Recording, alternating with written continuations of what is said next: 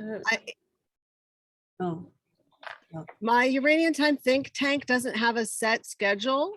I can do it monthly or quarterly, depending on people's schedule and availability. We have run it weekly and we have run it monthly, depending. And the idea is that you can make breakout group salons on a topic that you would like to discuss. Say, for example, you want to do horary and the chart of the United States and ask questions about it, Audrey. I think that's our next seminar.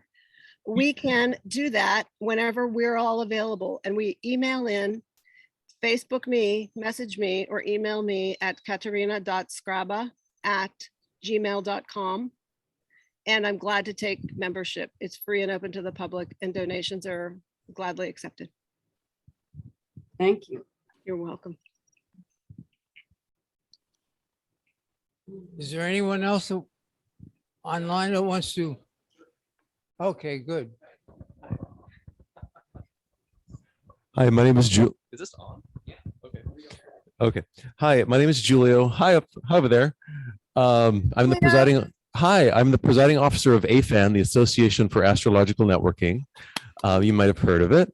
And I'll be speaking at ESAR in August. And my topic is the 6th and 12th houses and how the 6th and 12th house contributes to the development of self and the development of one's spirituality. So if you're going to be at ESAR, come see my talk. And the other thing is I just moved to LA. And so I'm really excited to meet other astrologers and network and connect and talk about astrology. So excited to be here. Julio, what's your last name? Pellegrini. Oh, I friended you on Facebook. Let's talk so you can join our group and connect. Love to, love to. Okay, thanks. We'll message you. Amazing how we get friends this way. Yes. Thank you, Jim. Okay, we're all through with this now. So what we're going to do now, and we found this been very helpful, is that we're going to go around the room and we want you to say your name, and then we'll all repeat your name. And then we want you to tell us your sign, your moon sign, and your rising sign. And I'll be the first. My name is Spencer. Lucille Spencer. Thank you. Oh, hello. And I'm a Libra with Aquarius moon, and I have Cancer rising. So here I am, a happy Libra. Jim has a lot of Libra in his chart, so there's a compatibility, Evelyn. Are you with us? Okay. And what is your name? My name is Michael. Hello, Michael. I'm a Virgo sun, Cancer moon. Very, very good. Let's stay here with Cornelia and we'll work our way back. Hi, Cornelia.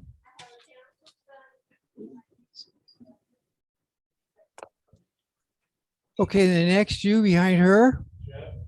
Hi, Jeff. Aries sun, Cancer rising, Taurus. Thank you. And behind her. Hi, Denise.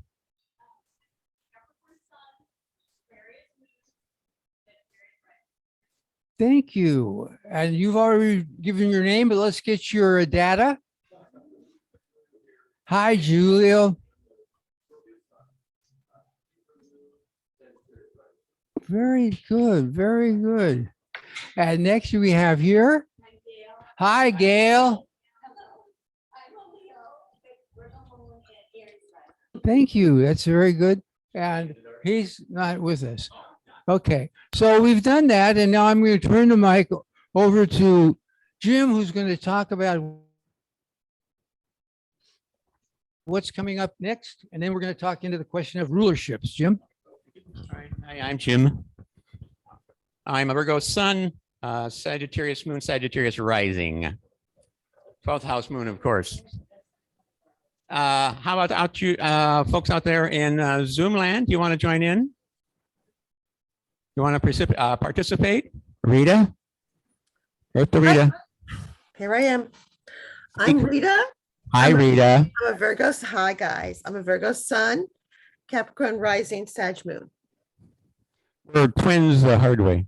Yeah, we are. I wanted to say something. I was looking for something, and just so people I was looking for Liz Green's chart, And a lot of people think that Liz Green, if they're familiar with her, she was popular as a Jungian psychologist, and they always thought she was British, London. Well, she's not. She is New Jersey. She is about 2 hours, 4 hours before me. So Miss Liz Green, but if you look, then I pulled up. So this is, you probably won't be able to see it, but this is Liz Green's chart. This is Jim's chart. And this is my chart. And you can see quickly how we're just a few degrees all different. So we have this kinship together. Yeah, triplets the hard way. Like I say, we're born in different times by different mothers and different fathers. Go figure that one out. Yeah, that. But I just thought Okay. that was, just wanted to share that. Thank All you. right, thank you, Rita. Pasha, we're going to go across the top. Okay, I'm my name is Pasio. I'm Pasha. my sun is in Libra, my moon in Scorpio, and my rising in Leo. Okay, thank you. Carolyn. I'm Carolyn. Hi, Sun in- Carolyn. Hi. Sun in Virgo, moon in Libra, Pisces rising. All right. Audrey. Hi, I'm Audrey. Hi, Audrey. Hi, Audrey. I have Sun in Leo, Moon Scorpio, Rising Scorpio. Oh. Mm, Hey, Katrina. Ooh. Okay, Audrey. Unmute. Oh my gosh, I never tell, but I always give you the challenge question is you're smart.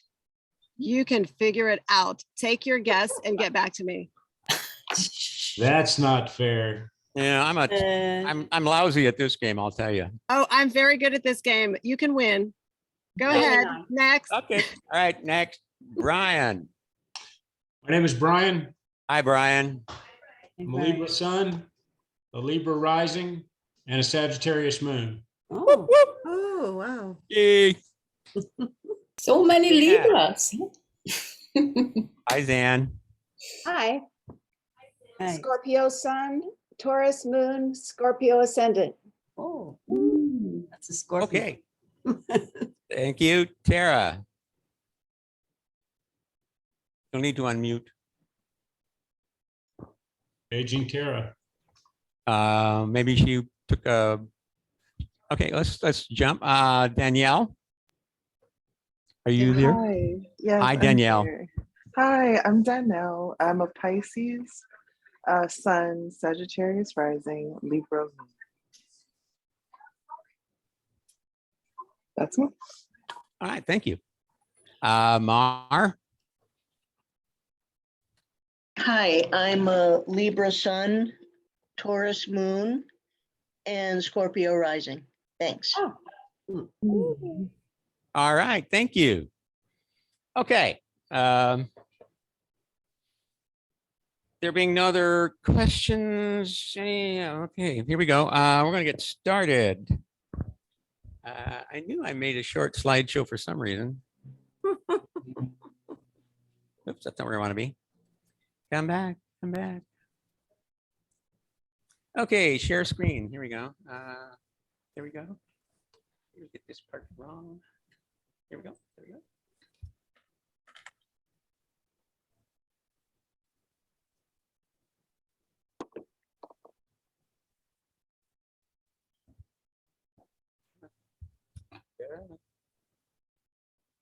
Oh, here we go. Go the flip away. What? Come on. Work with me here.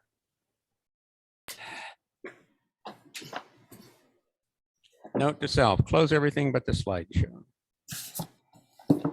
Start slideshow. Come on. Hello. Here we go. Mm-hmm.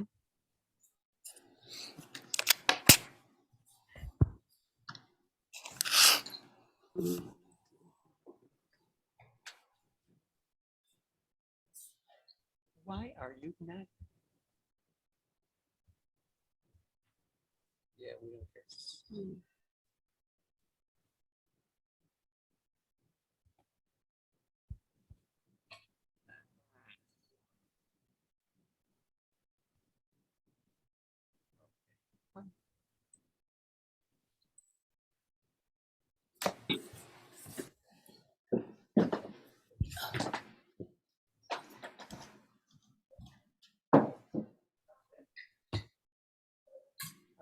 try this again. Stop sharing. Now we'll start sharing again. When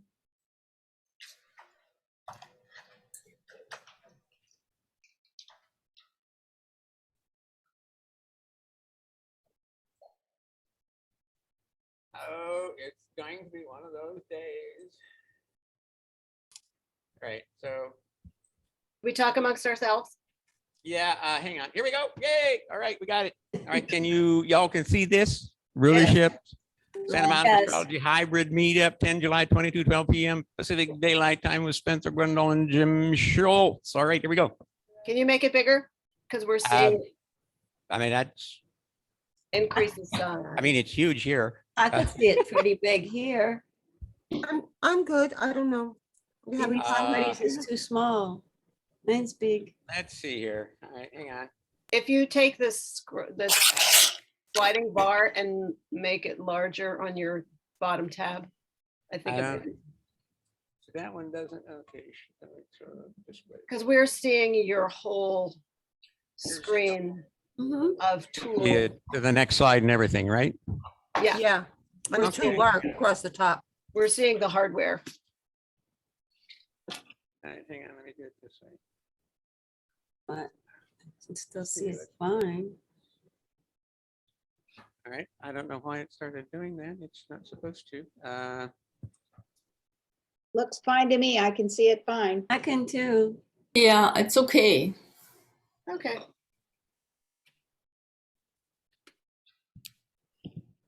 All right, oh, I don't know why it's doing this. I'll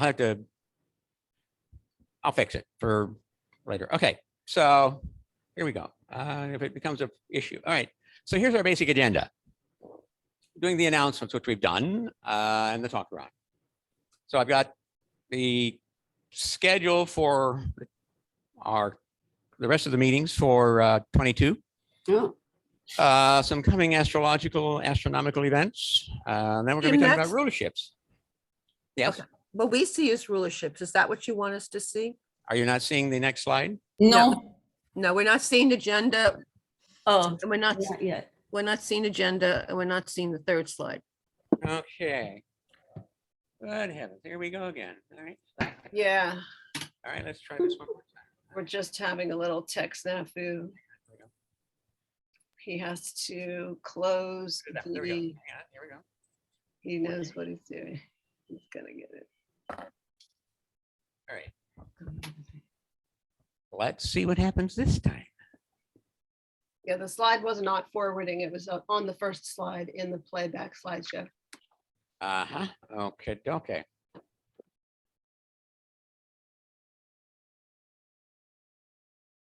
Okay, there we go. All right, here we go. That helps. Okay. Let's try this once more with feeling. Who's got the astrology joke? Mm-mm. Anybody tech savvy over there at the on Urban Cafe? All right. Let me know if okay, you're seeing rulership now. Yes. Yes. Are you seeing the agenda slide? No. No. No. Gosh darn it. That's okay. You could just talk to us, Jim, and tell us. Yeah, the agenda side's way over to the left, real tiny. Still. All right. Let me try something. Yeah, you have it highlighted on the red. There we go. There's the There agenda. we go. Ding, ding, ding. Oh, okay. Now I know what we're doing. Okay, here we go. Fantastic. All Thank you, right, Jim. here we go. All right. Meetup scheduled for the rest of 22. You seeing that? Yeah, Yes. yes. Okay. So it's a PowerPoint slideshow. I'll make a PDF out of it, and I will download it, upload it to our Meetup page or our Facebook page. Can't do Meetup anymore. And then anybody who wants it, just let me know, and I will send it to you. Okay. Next month, August 14th, we're going to be talking about the signs. Some mythology of the signs, where they came from, what they're about. Then in September, on the 11th, we're going to be talking about the houses and the various house systems. October 9th, we're going to be doing predictive techniques, transits, progressions, arcs, etc. we'll be using as our kind of like our working from the 2 eclipses that are coming up, a solar at the end of October, and then a lunar in early November, and also then the midterm elections. Our meetup on November 13th, we'll be talking about the aftermath of the election and our predictive techniques, i.e. Did any of them come true? Were we right, wrong, or indifferent? And then in December, we will do our usual look ahead for the coming year. What does 2023 hold in store for us? Will it be better? Will it be worse? Will it be different? More of the same. Okay.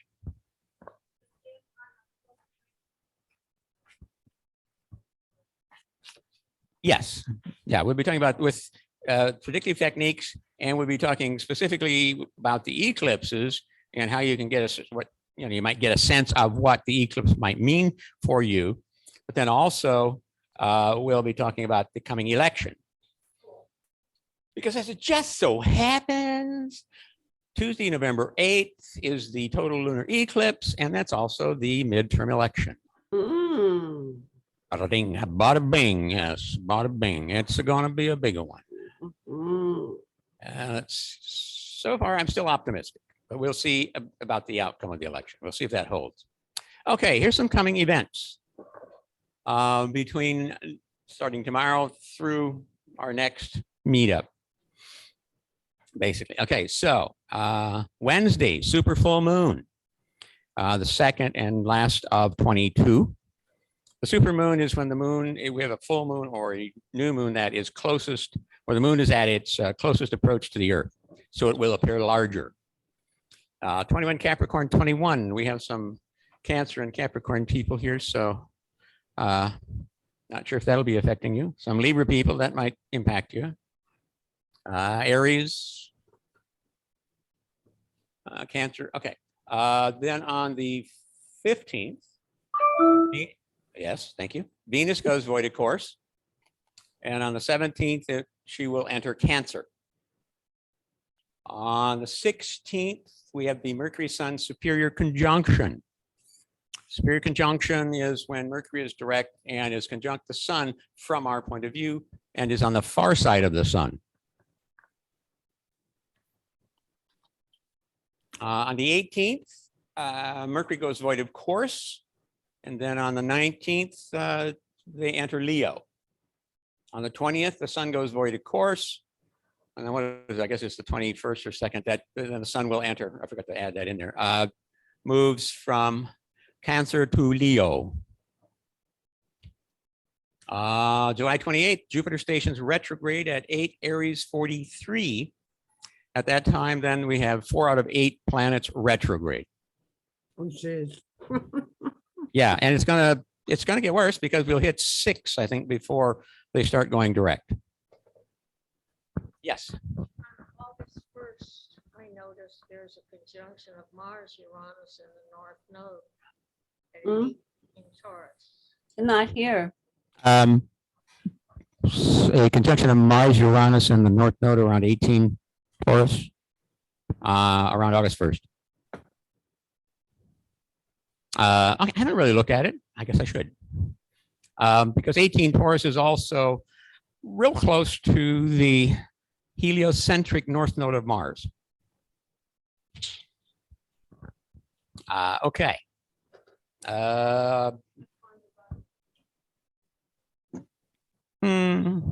Hopefully it'll wake some people up, but in a positive way. Okay, August 2nd, Mercury goes void of course.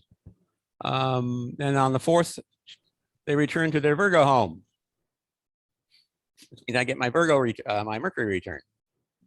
August 10th, Venus will go void of course. And then on the 11th, she will enter Leo. And then also on August 11th, we have a full moon, 19 Aquarius 21. There's probably a few other things in there that I missed or didn't think of. Of course, the moon is going out of bounds twice a month now, once north, once south. You should be getting kind of used to that and have a sense of what that does for you. All right, where are we at? Here we go. Origin of rulerships. Like so many things that have been around for a long time, it's hard to establish clearly when it all started and who might have started it. For our purposes, what we use, basically, we attribute to the Greeks, but available information would indicate that, you know, the Egyptians had a system of some sort that involved rulerships. Concepts spread to Greece, and if you look at Greece, India, and in the Arab world, the sign rulerships are basically consistent along, as are the 12 signs. So obviously there was a lot of sharing of information across that wide swath of area, which I think in large part is due to the Silk Road. Now, with the discovery of the outer planets, rulership was assigned in a reverse order. That is, Aquarius was taken from Saturn and given to Uranus. Then Pisces was taken from Jupiter and given to Neptune. And then Scorpio was taken from Mars and given to Pluto. Though there are some that still argue that Aries should have been given to Pluto and Mars, with Mars retaining Scorpio. However, since Aries is the Greek name for Mars, I don't think that's appropriate, personally. But yeah, and we still use the ancient rulers as co-rulers. Okay, rulership. This ancient scheme was based on the reasoning that since Leo is deemed the most regal of the signs, the sun must naturally be its ruler. Similarly, Cancer, as the most maternal of signs, should be ruled by the moon. The planets, beginning with Mercury and moving outward from the sun, were then ascribed to the next adjacent pairs. Mercury to Gemini and Virgo, Venus to Taurus and Libra, Mars to Aries and Scorpio, Jupiter to Sag, Pisces, and Saturn to Capricorn and Aquarius. Planet in a sign of which it is the ruler is said to be in its own sign. In the case of the dual rulerships, the positive sign is its day home, and the negative sign is its night home.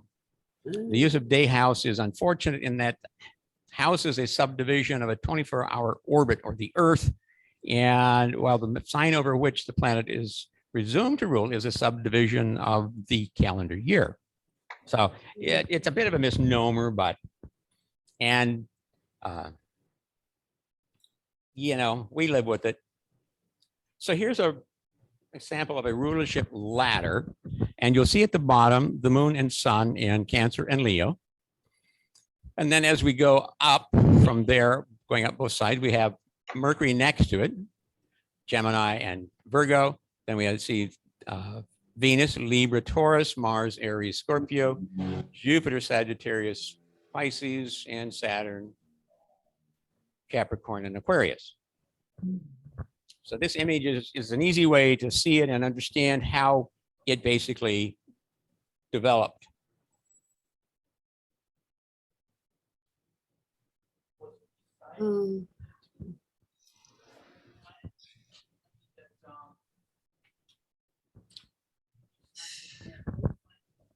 Well, what happened was when they did this, there were only the 7 visibles.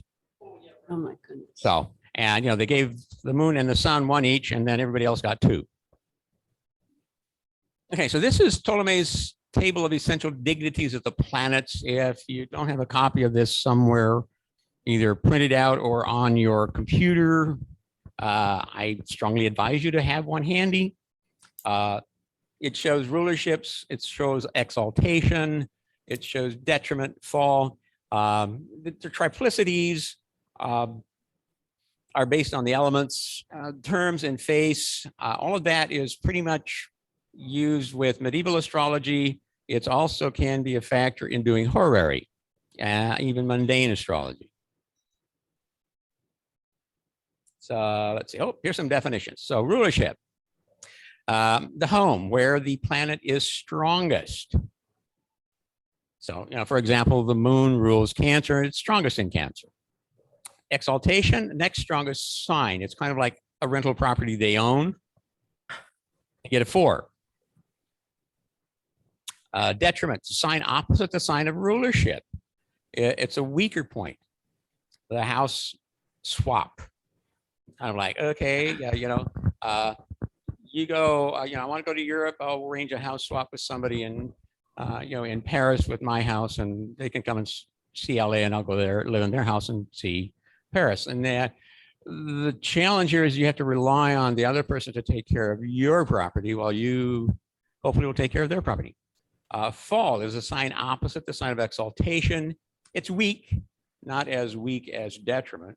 And it's more like, I would equate it to like an Airbnb. You rent a place and hope that it works.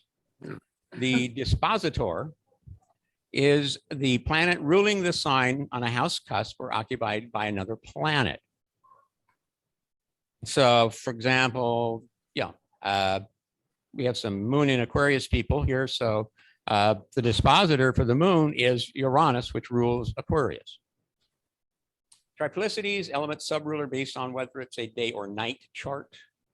The face differing rules similar to the decadence, that is 10-degree segments, and at the point where a planet is strengthened if it's in its face. And then the terms are used in horary subdivision of a sign where a planet is stronger.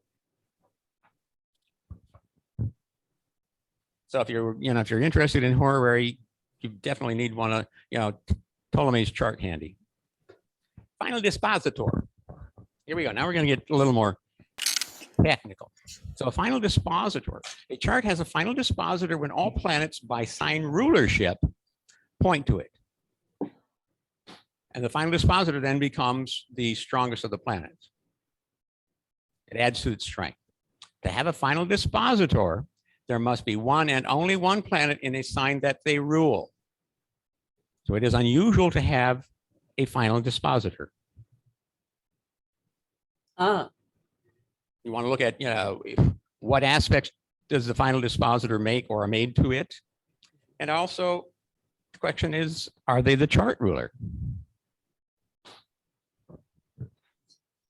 Mutual reception. This occurs when a planet is in a sign ruled by another planet, and that other planet is in a sign ruled by the first planet. As an example, Mars in Libra and Venus in Aries. They don't have to be making an aspect to each other, but they're in each other's signs. And so you have mutual reception. And with mutual reception, there's kind of like, you show more respect to the other guy simply because you don't want them trashing your house any more than they would want you trashing their house. Mhm. Yes. My grandson has mutual reception between his Mars in Gemini and Mercury in Aries. Okay. How does that work? Hopefully quite well for him. The upside. Yeah. Could you repeat Rita's question? We could not hear. This is Karen. Okay. No, it's Cornelia's. So her grandson has Mars in Gemini and Mercury in Aries. So this can vary anywhere from somebody who can be very outspoken, subject to outbursts of saying things inappropriate, to someone who can be very measured and direct and forceful. The upside is that it can give them the speaker confidence, but it's also allowed them to be more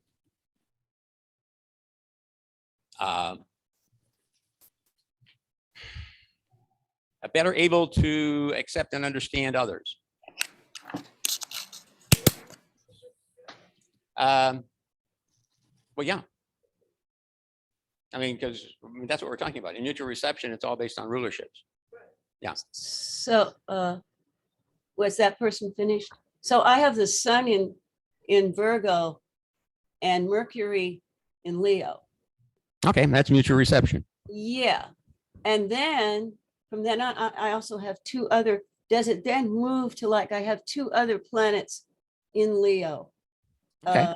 Venus and Pluto. So would they be even more connected? I guess they would anyway, but Well, they're still ruled by, I mean, they're disposited to the sun. Yeah. Okay. Um, So they're not really affected by the mutual reception Mhm. necessarily, unless they're also making an aspect to the sun or Mercury. Okay, thank you.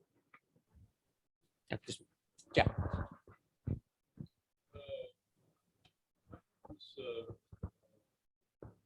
Mars and Gemini, Mercury, and Aries too. And I don't see it working. I mean, and also could you talk about this idea that really comes from horary, but it may be with natives.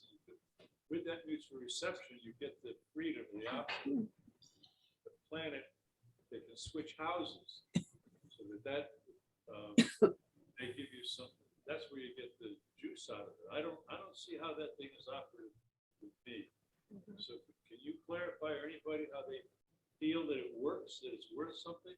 You get a lot of points in order.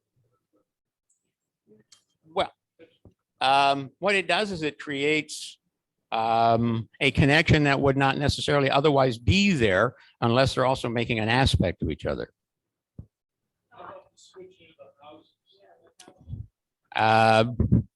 What do you mean by switching of houses? Different schools in this, but one of the main things is you get the option with the mutual reception that the planets can switch houses, which can be really important in terms of the outcome. Horary, and maybe that applies to natal. It gives you an extra punch with this mutual reception. So you have like Mercury and Aries in the 12th. Yeah, I have Mars in the 12th, Mercury in the 10th. So theoretically, somehow that you can, I don't know if it's valid. You can switch houses. So it allows you to look at Mars behavior. Yeah, and vice versa.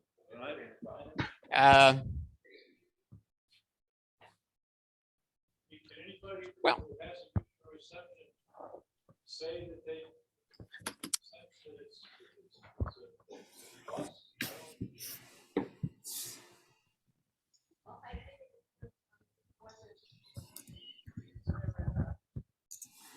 wide enough apart so they don't interfere.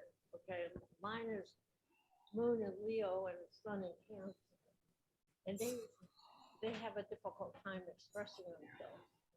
So the Leo wants to shine, but the Cancer is always raining on his parade. Right here. You know, so it's sometimes they work together. Yeah. Him having he has the Mercury in Aries is in the 12th house, like you said, and he has it the Mars in the 3rd house of Gemini. So it has a lot to do with communication. Could Cornelia take the mic? Yeah, We I can't think hear her I line. think it works because they're a Thank you. sign apart. See, they're sextile, so they can work better together than say mine do. Mine's always been a conflict. I know some guy who claims that, I forget what his mutual reception is, but he was in the army, so he claimed that because of that, he could have gone to the doghouse or the prison for something in the army, but he didn't. And he claims that it was because of mutual reception of house switching gave him the escape route. I have no idea. Well, I'm not familiar with that technique, but then again, I don't do a lot of horror. I don't really do horary. I know enough to know that it's not. Also switch degrees, that mutual reception. It doesn't matter in terms of the outcome. I don't know if that applies in natal. I would say probably not, mainly because horary is very rigid with very clear defined rules, and natal not so much. Because in horary, you're asking a specific question at a particular point in time, and you need a specific answer. In natal astrology, there's nothing that is hard and fast. You know, you have this, so you will be that. But there is it's call it free will or fate. You know, the natal chart plays out the way it plays out. I want to ask about the mutual reception in terms of a generation. Like my grandson was born when they have a mutual reception between Uranus and Neptune in each other's signs. Yeah. Yeah, it would be a generational kind of thing. Yeah. Well, what happens though, as you pointed out, because the two signs are adjacent, it's not as clearly seen. And because they're outer planets, you know, unless the person is at a level of awareness that they can, is somebody back there doing something with dishes? Or am I hearing it here? Horacio, please mute your microphone. Ah, Carolyn, please mute your microphone. yeah. If you're not going to be talking, please have your mics on mute, and then you can unmute when you want to ask a question or something. Otherwise, we get any background noise. Okay.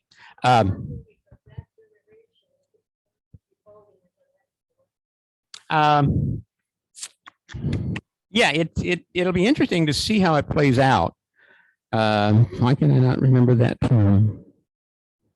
What's the term, Jim? Pardon? What are you trying to find the word for? The term the ancients used where two planets couldn't really see each other because they were either in a semi-sextile or in conjunct aversion. Thank you. Aversion. Because they're in a aversion. There you go. So when you have mutual reception in two adjacent signs, there's an aversion involved. Hang on, we have a motorcycle going by. Okay. Aversion is basically, the ancients basically had the 5 Ptolemaic aspects.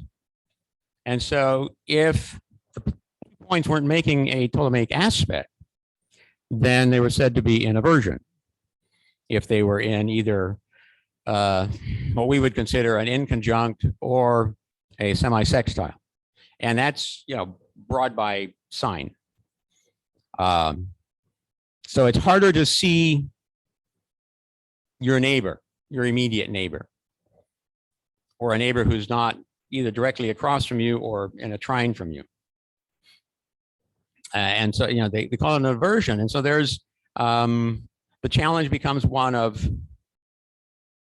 you know, what's going on? Why can't I get a handle on you? I mean, if you think about the inconjunct and the yod, there's a level of dis-ease or discomfort there, like the princess and the pea, or you got a choice you have to make between two very different points, and it can be very challenging to make that decision because they're so different. It's hard to wrap your head around the two and compare them.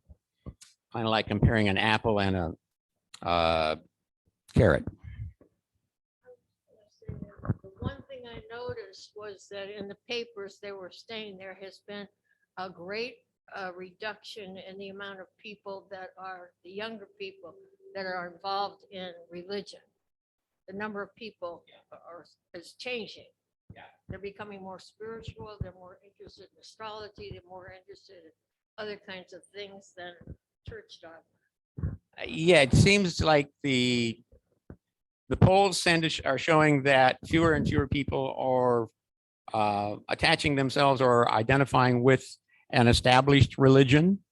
Though it would seem that certain segments of the population that do identify with a particular religion are really going kind of overboard, going to an extreme. So it's all interesting. And I think some of that may be a product of that, that neutral reception. Okay. So with a mutual reception, if you got two planets in mutual reception and they're not making an aspect, you might want to look at them as if they're in an opposition, because the challenge is to integrate the two, which is part of the opposition. You got two differing points of view and you have to try to integrate them. Yeah, and if that doesn't work, you might even want to look at, well, what about a tight conjunction? Because with a tight conjunction, the problem then is making a distinction between the two. How can you have, not only have to integrate the two together, but also at the same time, it's like, how do you separate the two? Okay, myself as an example, I've got a tight Jupiter-Venus conjunction in 10th house Libra. They're just over a degree apart. And when you got the two benefics together like that, it's kind of like, I don't know which one is which. It's still a challenge. I don't even try to explain the difference between the two, because for me there really isn't. Okay, moving on. Okay, dual or tri-rulership. A dual rulership occurs when two or more planets are in a sign that they rule. So, for example, I have Mercury in Virgo and Venus in Libra. So I have dual rulerships, i.e., I don't have a mutual reception anywhere in my chart, and I don't have a final dispositor, but I have two planets that are in signs they rule. And so that's kind of like now they're competing for my attention, competing for control. So then you look and say, well, do they make an aspect to each other? No, they're 56 and change apart, 56 degrees and change apart. So yeah, they're at one point they were a sextile, but then Mercury is moving and got closer. So it's a separating sextile. Or you may have three planets that are in signs they rule, and now you have a triumvirate, I think is what it was called. Mike. A Mercury in Virgo and a moon in Cancer. Would that be a dual rulership? Yes, that'd be dual rulership. Yeah.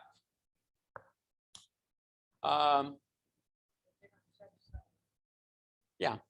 So, okay, for two planets, if they do not make an aspect, treat them as if they are a quincunx, as they may struggle for control. If there's three, but only two are aspecting, consider the third as if it were unaspected. You look at it from the standpoint, I say the quincunx, because there we're really trying to get a sense of the difference between the two and trying to find a compatible solution.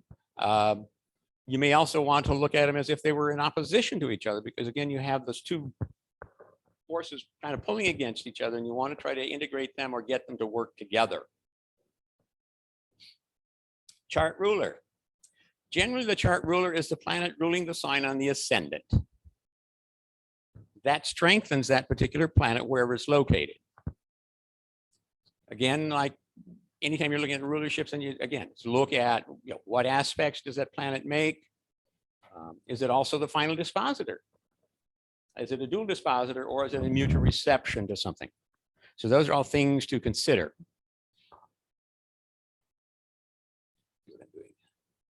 Okay, here we go. Charts. We all love charts. Okay, so here's the chart of Lyndon Baines Johnson. He has a final dispositor of Mercury in Virgo. And can you see my pointer? You out there in Zoom land? Probably not. It's not showing up. It's not. Yes. Yeah. Hmm? No, we see your pointer, your little red arrow. Okay, that's nice because it doesn't show up on the screen here. Okay. It's all right. purple. Yes. Purple. Very good. Okay, you're seeing it then. All right.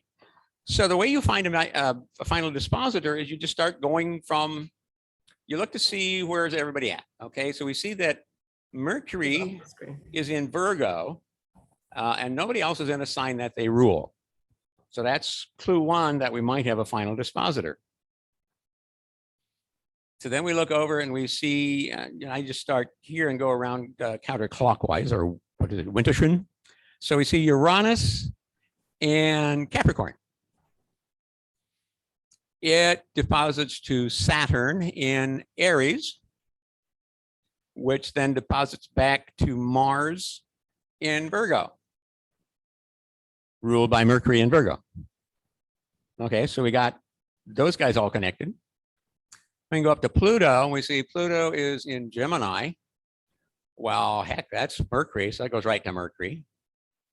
And then we see a Venus Neptune conjunction in Cancer. They go to the moon, which is also in Virgo. And then we have Jupiter in Leo, which goes to the sun, which is also in Virgo.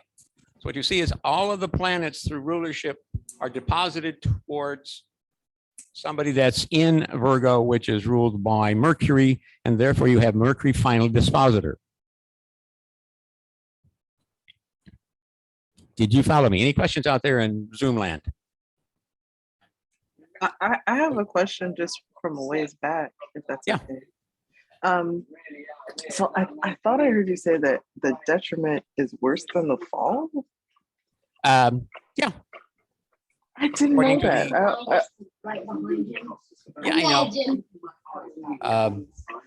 What's happened, I think, is that with modern Western astrology, they've kind of gotten away from Ptolemy's table, and as a result, the terminology sometimes gets confused or mixed up, so that's why it can be confusing. And for the most part, I don't know that most practicing astrologers, when they're looking at a chart, they really concern themselves with whether a planet is in its detriment or fall. They look for rulerships and they kind of go from there. Right. And I've always been fascinated with placement, just because it just became relevant in my life. I ended up around 3 people with Mars and Taurus, and I was like, all these people seem to have trouble in this way. And so I really started re-examining it, and I was like, oh wow, that's a thing. And I was like, why are they having so much trouble when it's the detriment? Like it's not the fault. So that explains a lot. And just thanks very much. Mm-hmm. Yeah. There's a lot of people that also have these planets in detriment and fall, and revisionist and feminist history astrologers are kind of twisting the narrative on its head, proving that actually they're superpowers if you know what to do with them. Yeah. Yeah, you can spin anything any way you want to spin it. Okay, so let's look at another chart. Here we go. Okay.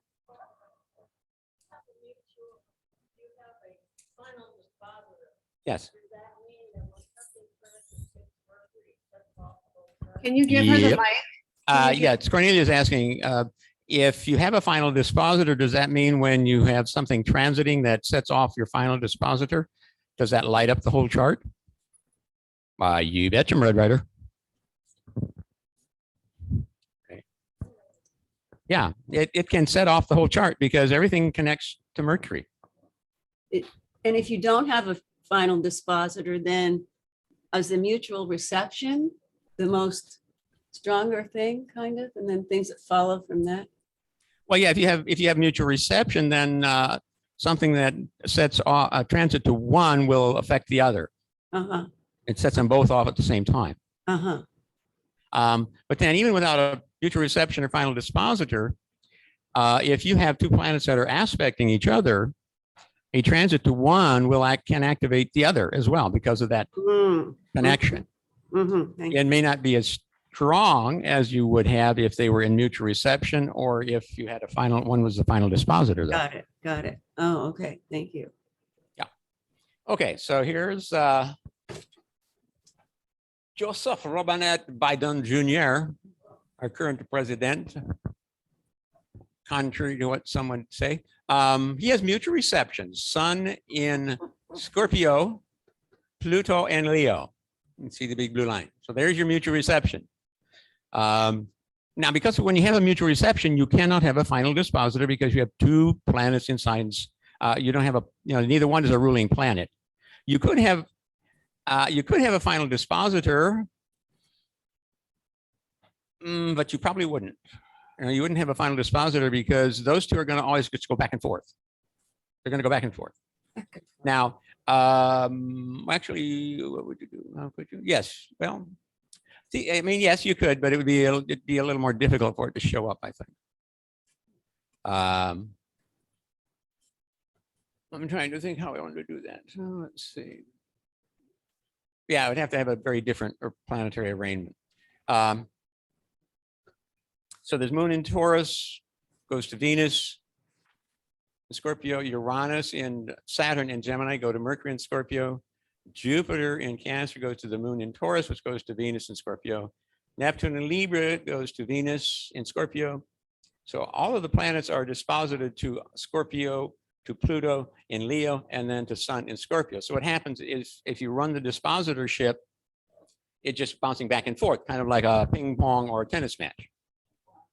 It's going back and forth, back and forth, back and forth. And it's like, who's on first? And what may happen if you have a transit that, for example, sets off Pluto, that transit may give Pluto the added strength it needs to basically take over the chart for that period.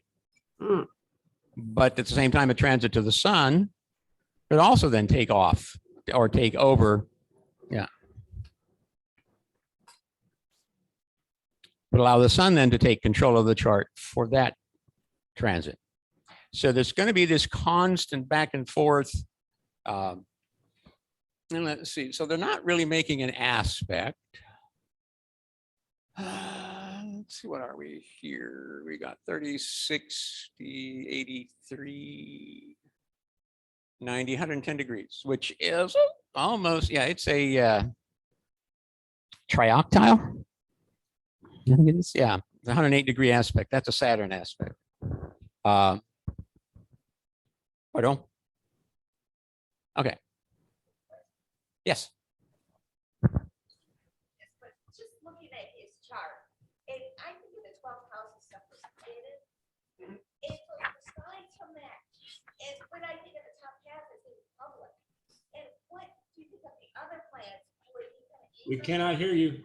Okay, all right. So yeah, Gail's asking about talking about the chart itself and all that 12th house stuff that Biden has.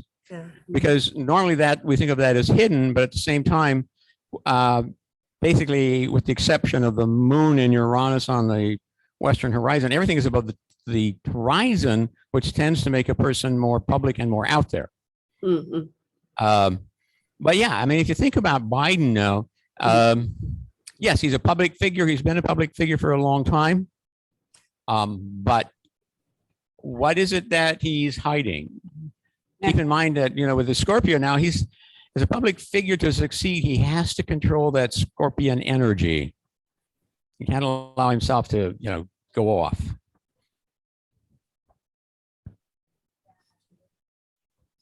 And my question is kind of, besides from the 12th house, I wonder, just in your personal opinion, what other planets would he kind of anchor himself to as expressing out in the world, maybe?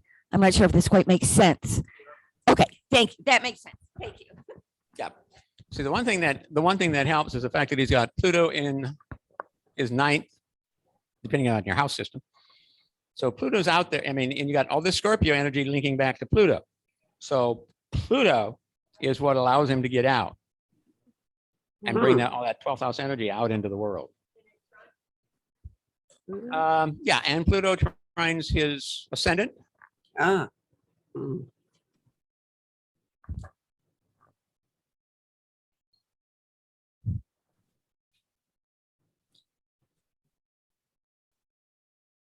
Okay. Well, Pluto is also this activating force in his life politically and personally with his family. So many deaths of his wife, his child, his son. Yeah. Wow. He's suffered a lot of tragedy in his life. Okay, so here's the chart for Richard Milhouse Nixon. My question to you is, does Nixon have a final dispositor? Does he have mutual reception? If so, which planets? Clock is ticking, people. Look at it. Follow your dispositorships around and round and round we go.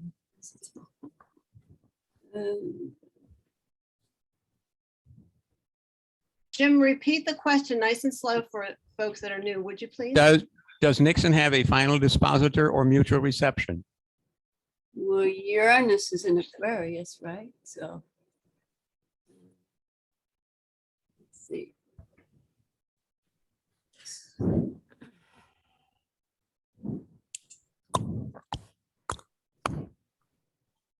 Well, we could cheat because we see the next slide that tells us. Uranus in Aquarius, would that be, that seems like the chart ruler? Or Well, the chart ruler is going to be Mercury because he's Virgo rising. Oh, sorry. Well, what's the Uranus and Aquarius is the Final dispositor. final dispositor. That's what I meant.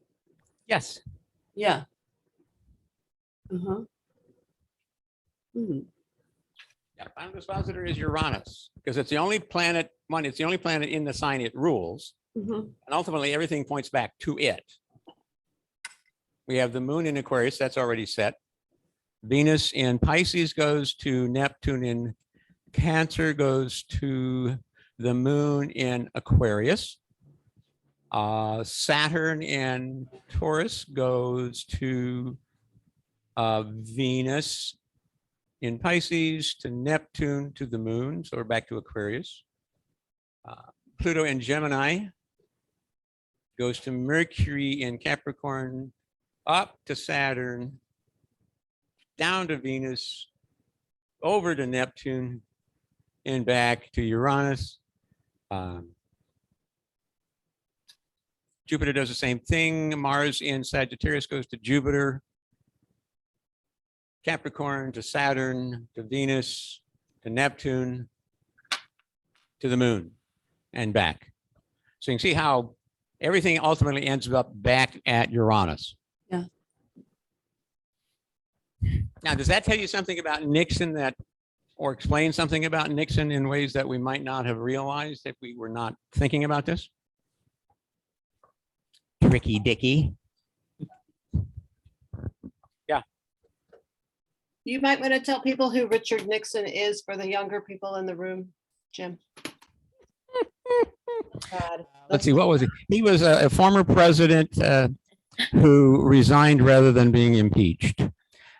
Famous for the Watergate scandal, which was probably the dumbest, second dumbest thing the Republicans ever did.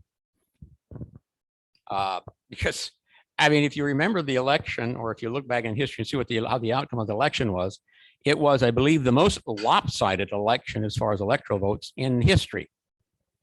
I think he was running against George McGovern, a senator from South Dakota, my home state. And it's like, okay, so picture George McGovern, liberal Democrat, coming from South Dakota, and then picture South Dakota today. And Governor Kristi Noem for one. Sorry, it's like, try to rationalize, put that together and figure that one out.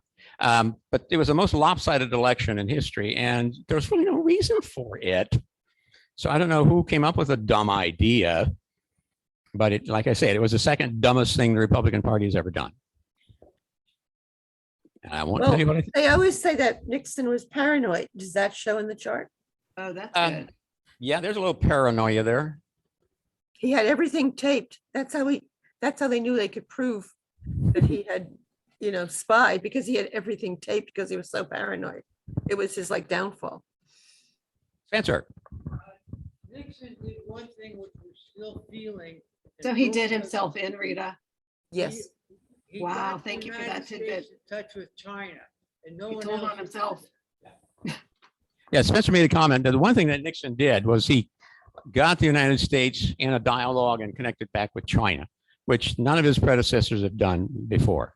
So yeah, at some point we had to open up those channels with China. I mean, you can't ignore the most populous country in the world.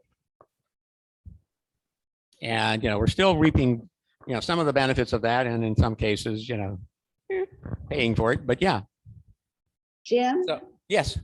I would say that he was willing to think outside the box and willing to take a risk that nobody else would take. Yes.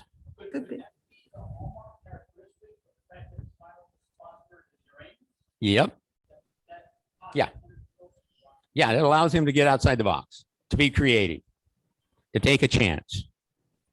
And sometimes it pays off and sometimes it doesn't. Now, if you think back about Nixon and you go back to 1960 and the first televised presidential debates between Nixon and John Kennedy, and how those worked out for Nixon. Yeah, that's, he lost the election with those debates, not because he was such a poor debater, but because strictly a matter of appearance.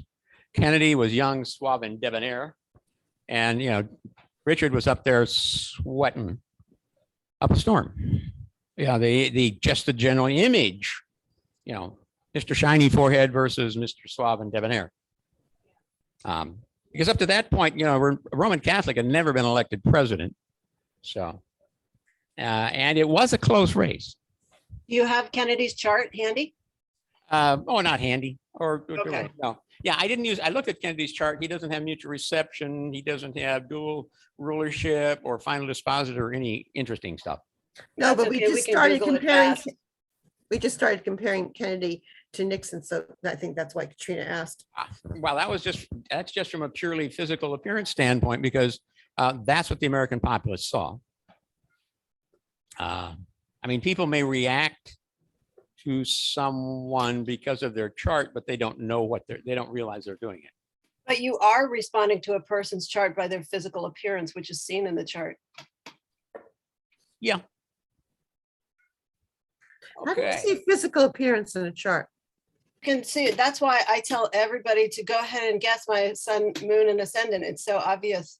That's a whole nother talk. I would totally give it though. Well, you start with the first house and the ascendant. The ascendant is how we present ourselves or how others perceive us. You look then also at the midheaven, because that's where we really want to shine. But not necessarily in the way Nixon was shining. Yeah, but I have no planets in any of those houses. You except don't, the you don't fifth. have to. What planet, what sign is on the cusp? What planet rules that sign? So if we look at Nixon's, what's on the ascendant, Virgo, what does Virgo look like? What's his sun? Capricorn, what does Capricorn do, say, think, and want, and value? You know what it is. Moon, what's the moon? Aquarius. So you could start figuring out exactly what a person looks like by their chart, or you could look at the person's body and figure out their chart by what they look like. Yeah. It's an art, if you think of astrology as an art form, there's one of your art forms. That's one of the part of the art form of astrology. And it's like painting the picture based on the planetary arrangements. Okay, here we go. Barack Obama. What about former President Obama? What does Obama have? Does he have a final dispositor, mutual reception, dual rulership? Nothing? Anything? Going once? No. Yes, Saturn in Capricorn.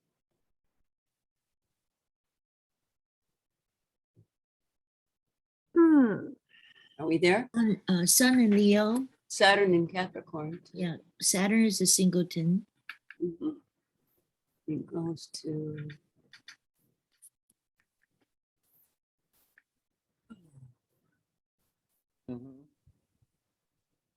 Well, you see the sun in Leo, so that's pretty shining, isn't it? Pretty.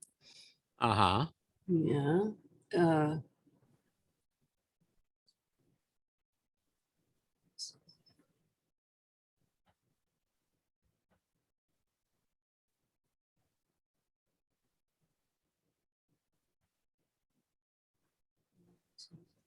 Isn't, so Mars, if I'm saying it right, no, Mars is in Virgo, I see. I thought it was in Cancer. No, I can't see it that well.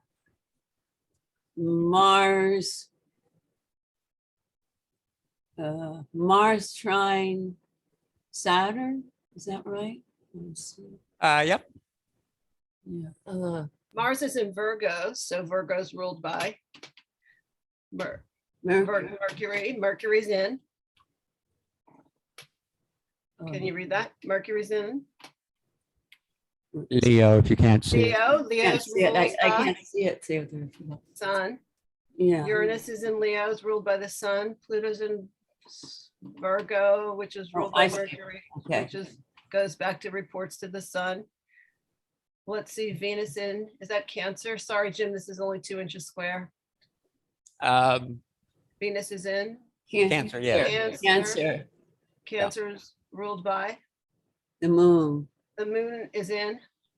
Gemini. Gemini, which reports to Mercury. Mercury reports to the sun. Saturn in Capricorn. doesn't report to the sun.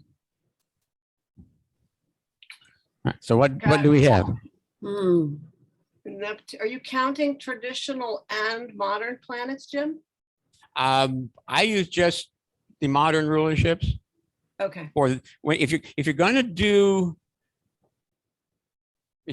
traditional or the medieval, then you want to eliminate the 3 outer planets and don't consider them.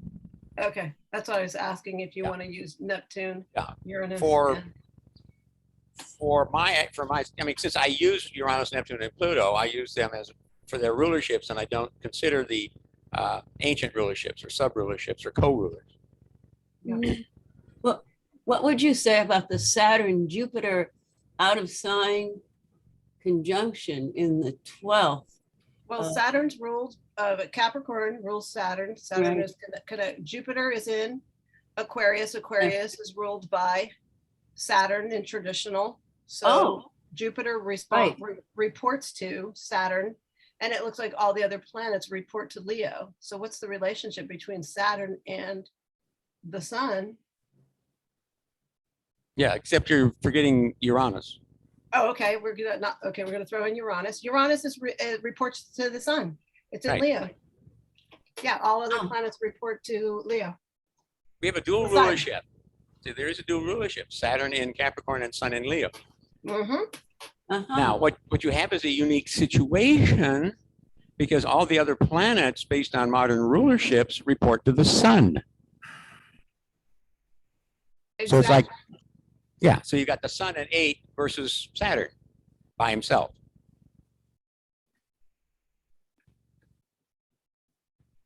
So Barack Obama is totally empowered by Saturn and the sun. Tons of high energy, tons of authority, hierarchy, power, strength, and totally shines in partnership in the 7th. Yeah. Now Jupiter in the 12th is sometimes referred to as the angel on your shoulder. Saturn in 12th. I missed that. What was that, Jim? Thank you. Where's the angel? Jupiter in the 12th is like having an angel on your shoulder. Wow. Bingo. Yeah, thank you for that. I forgot about But that. it's conjunct Saturn, but it's an out of sign conjunction, which makes it a bit more complicated. It's in aversion if you want to look at it that way. So does that conjunction really? It's hidden in the 12th. Jupiter's in aversion to Saturn. So do they really connect at all? So I think that.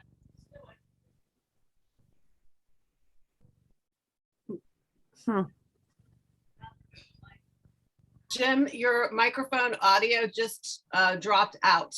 Okay, Cornelia was commenting how the Saturn just doesn't. I mean, it's a status quo, and it just doesn't meet the status quo for his more liberal, progressive ideas, which are shown by all the other planets going to the sun. And like I say, with Jupiter there, it gave him that Jupiter advantage, that angel advantage. Yeah, he's literally Mhm. and metaphorically the black sheep of the nation, and super powerful because of it, because it's hidden in the 12th house. Yeah, it's With his power. luck. Yeah, it's kind of like his secret power. It's huge. It's the soul of the nation, actually. Mhm. The underdog and the soulful lining that's hidden, the superpowers that are hidden in the 12th house. Yeah. Okay, what's next? Oh, Donald Trump. Oh, goody gum. What about former President Donald Trump?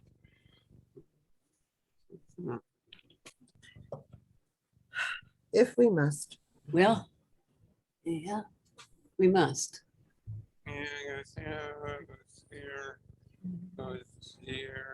We can't hear you, Jim. I'm just muttering under my breath. You're muttering. That goes, muttering. Mutter. Yeah. Should we talk about ourselves? It's like, Moon in Sagittarius goes to Say it out loud. Jupiter in Libra, goes to Venus in Cancer, goes to Moon in Sagittarius. Got Neptune in Libra, goes to Venus.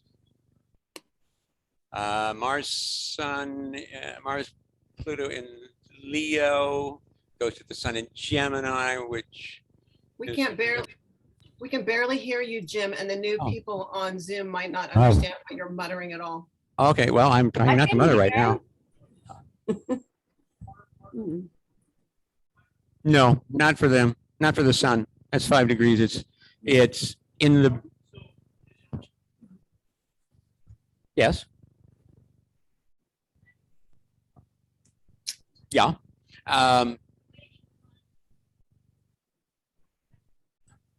Yeah. Yeah. Yes.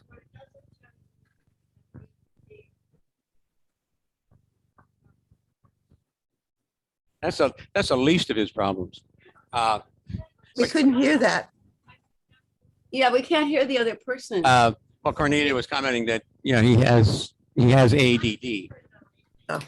All of the answers are available on the next animation slide. How does that? Okay.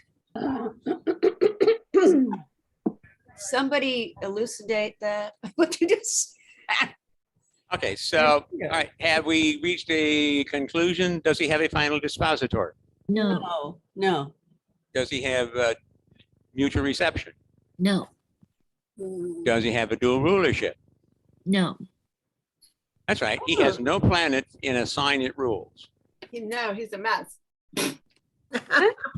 Yes. How do you? He is really- Donald Trump. Yeah. So How yeah, would you- it's Is that how you would interpret it? If it was somebody else that had that, what would you say about no planets in the sign that they rule? well, what that does is it tends to it can make them a bit more scattered. It can make it a little more challenging to focus, to figure out what's going on. He's a mess. Yeah. Well, I know, but Yeah. Yeah, when you Cornelia comment, when you read about his childhood, I mean, he had problems with attention in school. And ultimately, that's why his father ended up sending him to this little military academy Oh. to make a man out of him, help him to focus, develop some discipline.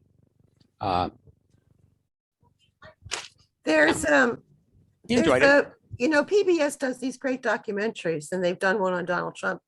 They've done one on Obama. They've done it on Biden. They did it on Hillary Clinton to compare them. And as a psychologist, there's a line in there when Trump Sr. says, your brother is a loser, and says to Donald, do not be a loser. And it's like, this is like engraved in his brain, do not lose. Your father's telling you not lose, which is the whole dynamics of the election. Do not be a loser. He's been told that since he was a little boy. Your brother's a loser. Do not be a loser. Yeah. Yeah. He has, in his own mind, he has never lost anything or lost at anything. That's why he had to cheat, because he wasn't very smart. He had the dyslexia, whatever it was, the hypertension. And so he had to cheat on things to get what he needed because he could never lose. Yeah. See Jim, in may his I- whole history. where is Regulus, the Royals, the star, something? Isn't that right? Mary. Fixed star Regulus. Yeah, isn't that married to his Mars or something there? His ascendant, yeah. Yeah, I just. What is she asking about a star? Yeah, maybe you could elucidate about that star. Regulus, one of the royal stars. Yeah, Regulus is one of the royal stars of Persia. It's sitting on his ascendant.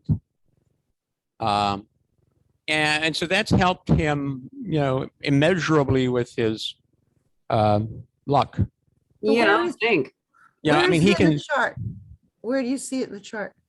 on his ascendant. Oh. Yeah, it's not in, you don't see it in his chart because it's not there, because we're not talking about fixed stars. What? But you know, if you wanted Is if you wanted to what? see where it was, that's where it would be. Oh, okay. Thank you. Jim, may I say that, he's, all his planets come down to the four looped planets, the moon that goes to Jupiter, and then Jupiter goes to Venus, Venus goes to Mercury, and then Mercury back to the moon. So 4 planets are like the bottom line in his chart. And then so he has no, no bottom line or no root or core value. Right. So for some people who have a final dispository, everything goes down to one thing. Yeah. But then he has everything always muddled together.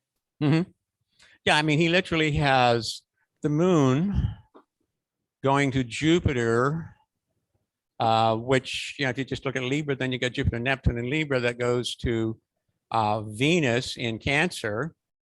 And then if you bring Saturn and Mercury in as well, because they're also in Cancer, it goes back to the moon. So you've got those 6 planets in a kind of in a roundabout.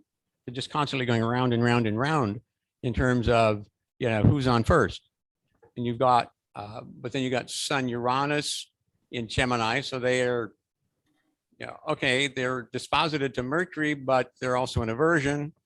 You've got Pluto and Mars in Leo, disposited to the Sun. So you got a sextile there. He's got Venus and Saturn sextile is midheaven. Not that's a big deal, but looks like it. Yeah, he's got the Venus Saturn conjunction in Cancer. So I mean, yeah, it's certainly an interesting chart. And if you study it and pick it apart and put it back together, it does help to explain a lot about him, his behavior, and how he, you know, the way he acts, who he is. Well, one other thing, study his development, which I'm into. When he was 2 years old, his mother had his brother Robert, and she had a lot of problems with that. She had like 7 surgeries. So she was not around to bond with him. His teenage sister sort of took care of him.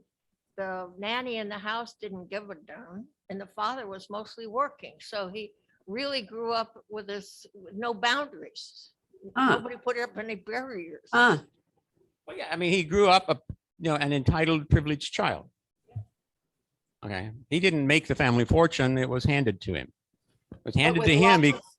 Pardon? Narcissistic abuse, though, too. Yeah, it was handed to him because his oldest brother was, yeah, had substance abuse issues and wasn't fit to take it over and didn't want it. Wow.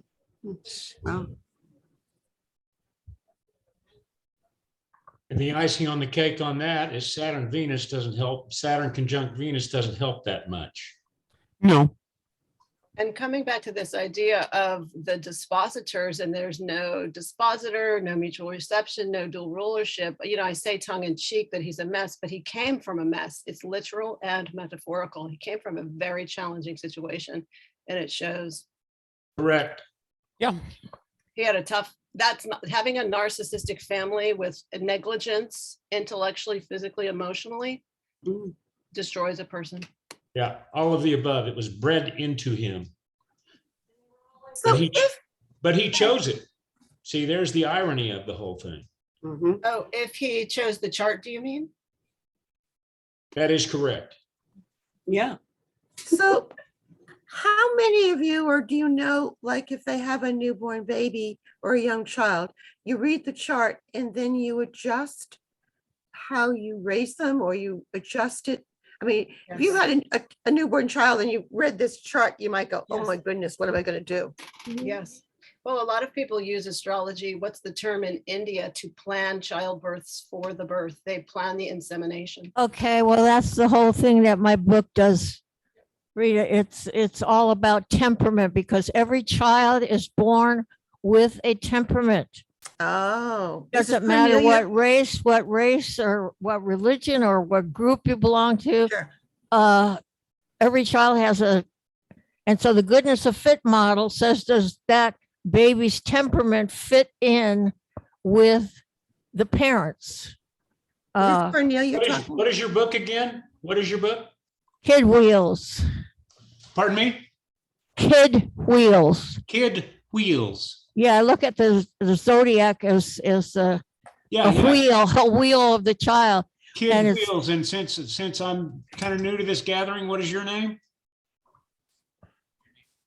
Cornelia Hansen, Hansen. Okay, thank you, Cornelia. Kid Okay. Wheels. That sounds very interesting. Yeah. Well, it's very easy because that's what I looked at. I've done Trump's chart from that point of view. And I realized that he's, number one, he has ADD. He doesn't have an attention deficit disorder. And he, at the same time, is a narcissist. Yeah. And his temperament is such that it just did not fit in with the rest of the family. Now, the indicators you're seeing as ADD, would that be that Gemini Sun conjunct Uranus, or what other indicators do you see there? Well, I have different signatures for different things. One of them is for distractibility. He has very high distractibility, very low persistence. There's Yes, nothing in there that gives him persistence. I look forward to reading your book. Thank you. Thank you. So do you believe that narcissism is not just made or created by the parent or but it's actually in the chart? I think it's Or in the ca- soul. And it Or a comes in and- tendency of it? A tendency of it? No, I took it from his temperament and how it fit in with his like he is very mutable. And look at his family axis. The parent axis is Taurus, Scorpio, a fixed house, fixed signs. So he identified with his father because the North Node is conjunct his Sun plus Uranus. And he took his values from him. You don't hear him talking about his mother much. I don't think he ever formed a bond with her or his sisters. But because they're, you see the Saturn on the Venus, which rules his siblings. And so he started off with a lot of things against him. Really, he didn't have a chance. That's so interesting, and it totally relates to Jim's lecture today on dispositorship and reception. Yeah. Yeah. The temperaments is an old technique that modern astrologers seem to have they haven't even forgotten it because they didn't learn it. They haven't looked into things like that. So an inquiring mind wants to know. So, Modern principles of child development and see how they fit with a chart. And they work fine because I did 2 years of research on it. Working in a child care center, I could do all that research at all these 2 and 4-year-olds. We could barely hear Cornelia. well, she was saying that, in doing the research for her book, she spent 2 years working in a child care center, and so she had a lot of subjects to work with, a lot of charts to look at to come up with this. So, okay, moving on. So that gives you something to look for in. Tim, can I go back one question, please? Yes. Okay. The Myers-Briggs, which is actually a development from Jung's 4 typologies. Can you see them in a chart? From a birth chart? See what? The Myers-Briggs, the four typologies of a person: intuitive, thinking, feeling, and sensate. Can you see that in a chart? Yeah. If you know what you're looking for, yeah. Okay. Consider what planet signs, what would be representative or indicative of those things. So yes. Earth, air, fire, water. Mm-hmm. Yeah, that's true. It would break down to that, wouldn't it?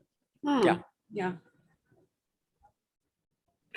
As a psychologist, I haven't studied the birth charts as much as you guys, but and especially narcissism, I can always see it coming from one side of the parent. Yes. Narcissism coming from one side, from one parent. At least one parent. It's like, I don't see it as inborn because I don't see their charts, but I see it as nurture from what has been. No, it doesn't have to actually come from a parent. It could come from another close person that's raising them. I agree. The environment is going to influence them, but yeah, you got to look at physical environment, you got to look at social environment, but there are some things you cannot change the baby picture, and that's the natal chart. So that would be nature and nurture. That would be the nature part. Some of it is, the tendency at least it's already there. The tendency, the propensity is going to be there. Then it's a question of how is what is the child's experiences that then leads them to greatness or pushes them over the edge the wrong way. I mean, think of child prodigies. You know, it's like, I'm sorry, but, you know, did the parents really try to teach, was it Beethoven that was composing, you know, Oh, yeah, that's got to be by nature. the time he was 5? No, his parents weren't teaching him that.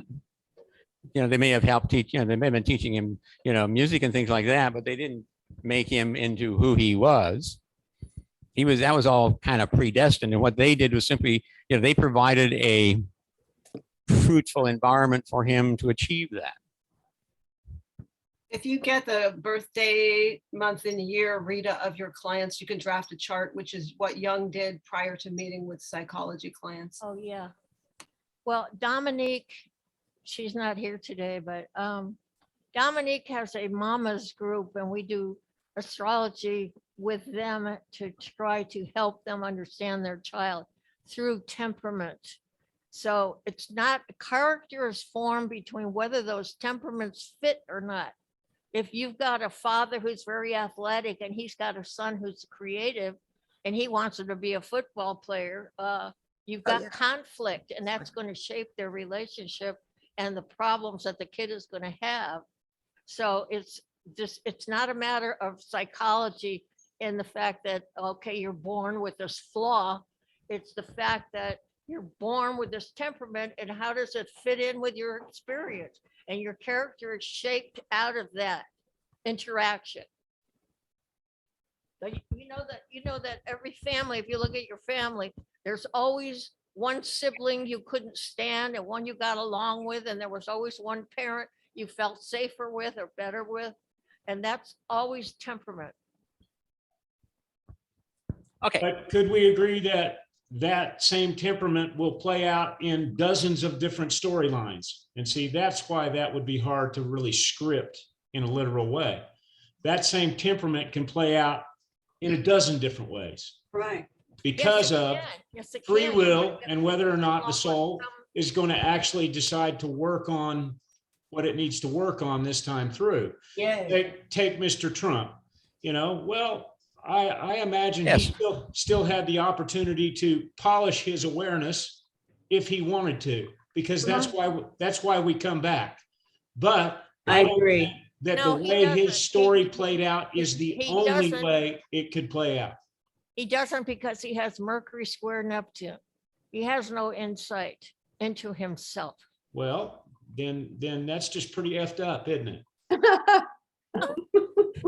Going back to what I wanted to say is that Dominique has worked out a template. Now, when she works with a family, she does the temperament on all of the family members and see where they have fitting and where they need to adjust to each other's temperament. Yeah, but And it she's really works talking well. she's talking about temperament, but Yes. there's also those unconscious projections. Because I know I had an aunt who had 3 daughters, and she treated them and saw them 3 different ways. And that was not about the daughters. It was about her projections, her own shadow that she was projecting onto them. Now they Okay. each have their own temperament, but that's more than just temperament. Absolutely. And you can look Well, at the do you know chart, what their Rita, with the temperaments are, mothers though? all have if you look at each child's chart and look at their mother in their chart, look at their moon and look at the father, or if they don't have parents, they might have an egg and sperm donor and be raised by an orphanage or a foster family. And you're going to find that out too. Each one is going to be very different. Oh, yeah. And so you could see that in the chart, how their mother raised them differently. Well, what do we think about the catalysts that can occur along the way? I know we've all experienced this in life. We go to a gathering, or we might be sitting in a Zoom group, or we might be having an experience, and for whatever reason, out of the blue, we have an impact that stays with us and registers. And all of a sudden, you know, be it an awareness or awakening, something shifts and we realize something different. So what do you guys think about those things that happen along the way that are not tied to the familial stuff, but give any person a chance to kind of come around? What do you think? It's a transit. It's a transit. It could be a Uranus transit. I agree with that. Yeah, in order to assess the impact of an event at some point in a person's life, you're going to have to look at, you can't just say, oh, well, that happened and that's when he made the shift. No. But what was going on astrologically? What were the transits? What were the progressions and arcs at that time that helped to make that made that such a memorable point for him? Yeah, that was that. We of course couldn't take it to the neurotic point of that one event and analyze it astrologically. I'm just saying there are a lot of things that happen in the course of this that bump us around as we bump into the energies of our environment and other people and our teachers and all of this. See, where a There's lot some, of you would put it as an astrological or a transit or something. I mean, which I could understand that, but I also think that somewhere, if you go from a Jungian point of view, there would be like a spiritual intervention. That Yeah, something is meant for your soul, your psyche, all of a sudden introduces something new. Now, you might be able to follow it on a chart. I wouldn't know how to do that, but I can tell that there are certain, when a person has a certain dream at a certain point in their life, or a certain synchronicity, something's going on. Now, I bet all of you could probably trace that to a transit. I don't know how to do that, but I think there is probably a connection there. But it's a there's also the idea that, can you hear me okay? Yeah. There's also an idea that everything that is possible is already called out in your chart. And so that potentially a transit could unlock a higher vibration of a planet that is maturing, so that the chart is a promise and a planet is a promise in your chart. So perhaps a transit comes by, unlocks a new expression of something that's already exists in the chart. That's all I want to say. Can I say something, Jim? Who was just talking? Who was just sharing? I don't know, Yes. somebody. The in- other, physically the other there. thing I wanted to say is when I look at a chart of a child, I look at them, I don't look at the moon and the sun as the parents. I look at their relationship with the 4th, 10th house axis, because I said both parents give children nurturing from the 4th house, and that they also set rules from the 10th house.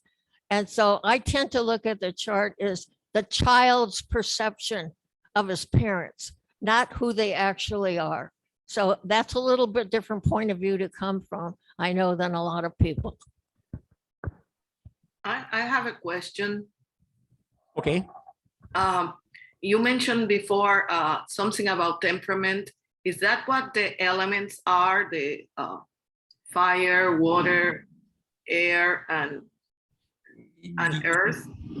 Or what do you consider temperament? Not entirely. I use Arroyo's energy system. I use elements and qualities, and I come up with 8 different signatures for different aspects of temperament. There are eight different temperament elements. So you have to look at them each separately, but they each one has a signature, and it's mostly based on elements and qualities Modalities? and aspects. Jim, What? can I say Yes, something? modalities. Jim? My mother was an astrologer, and she always used to say that no matter what, every chart has to do with heredity, environment, and opportunity. So to say that children come, with no instructions, that's the beauty of the chart, that they actually do. And you could have a child born with unbelievable indicators in their chart of musical ability, but they're in a very poverty-stricken family where nobody's musical, and there isn't a musical instrument to be seen anywhere. And to the other gentleman's point, at some point in their life, they're introduced to music and they just absolutely blossom, because that was their innate chart. That was there already. Right. But then would that not also be potentially shown by progressions and transits when that would happen? Of course. But in other words, the opportunity that 2 babies born Yes. at the exact same time have, that go home to very different environments, Yeah. they don't get a chance to live their chart. Lincoln and Darwin were born on the same day. They're star twins. Can you bring the mic closer to your mouth, Cornelia? No. Okay. Well, what about the north and south nodes? I mean, What about how them? much a person has progressed, and be able to balance those energies or move more towards the node of the future. I don't know. It seems like the nodes would be Well, to how much they've been able to work with. Um, I'm aware. Whatever you put, everything has a purpose in place. And the ideal is you consider all of those aspects in terms of as you try to understand a chart. So yeah, you don't want to ignore the nodes. The nodes don't play a role in rulership. That's why I'm not showing them. Do we know what Donald Trump's nodes are? I'm just curious. Yes, Sag Gemini. Oh, Sag Gemini is the Yeah. Sag which one is the future? The Sag? He has South Node in Sagittarius, North Node in Gemini. Okay, thank you. I knew that because, like he was born, like 2.5 months before I was. Oh, wow. And I was born, July, August. I was born about 3 months after him. Oh my goodness. It means you're cursed. I'm cursed. Oh my God, I was. We're all cursed with our charts. We're all cursed, yeah. I was born within a year. Oh my goodness. Now, actually, What, Rita? there's a variety of ways of the nodes are interesting because it all depends on how you want to look at them. In the Vedic system, they tend to look at the nodes as being very negative, primarily, both north and south. Others look at the north node and the nodes, and they use them for their past life assessments. Some use them as indications of the future, where we're going, and the past is the karma we bring with us. The south node generally represents the past, what's behind us, and the north node, what's ahead of us. But a lot of it depends on where they fall in your chart and how they're moving in your chart. And I was also thinking about how we bring them together, because what we bring from the past is not necessarily negative. It just got lopsided. There was too much of it. Wow. So being aware of that and moving towards the energy more of the north node, bringing them kind of more together. That's bring it. In some cases, it's a matter of taking it from unconscious to conscious energy. Oh, okay. Yeah, that makes sense. The Carol Ryder Foundation, they had this guy who had taught there for a long time.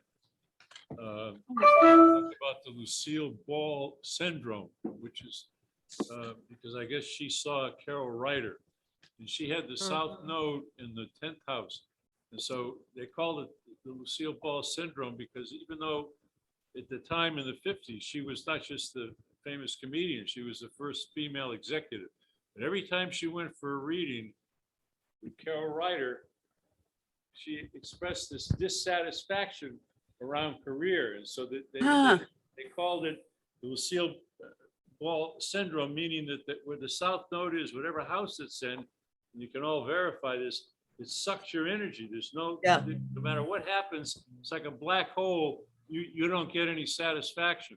And she was the proof of that, because objectively, there'd be no reason in hell that she would have dissatisfaction about her career.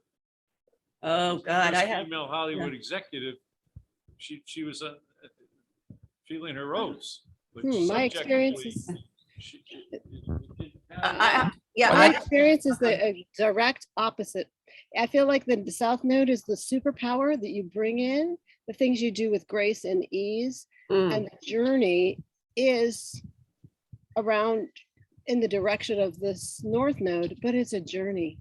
But I have something else. I have the South Node in the 10th house, and I accomplished a whole lot of stuff in the first part of my life, and then all kinds of stuff came up to stop me, all kinds of health stuff and everything. And so I've actually been much more needing to move towards the North Node in Cancer, and just allowing myself to be and feel. So I mean, it's been pretty powerful. So Well, the South Node also represents, the innate talent, skills that we bring with us into this life. I mean, it's the South Node that helps to define, individuals like Beethoven. Yes. Yes. And they're it's important. great skill they have. I was trying to remember, there was an artist who had South Node in the 10th house. And what can happen when you have the South Node in the 10th house, you may have a talent and the drive is so strong for that to manifest that talent, to do that, that it's not about making money from it. That's not the key. The key is you just have to, it's something you have to do, whether whether you're rich, get rich from it or not. It's something you just have to do. Yeah, Right, Mike. and what you're known for. Yeah, it's just that the South Node has been overdone in a way in the past. Just a minute. Hey, hold on. Uh-oh, can't hear. He's getting a comment from the audience. Right. Yeah.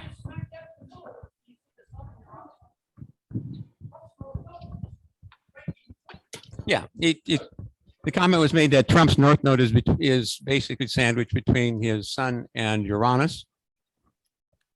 And so, yeah.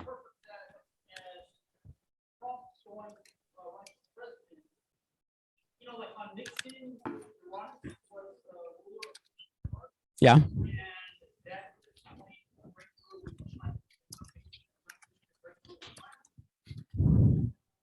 Cannot hear. Well, I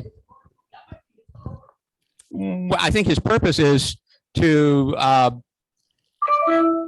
be, to be loved and, just to be acknowledged by everyone as being the greatest that he is, the greatest ever.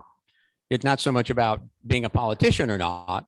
It's just about feeding his ego and his narcissism and other qualities.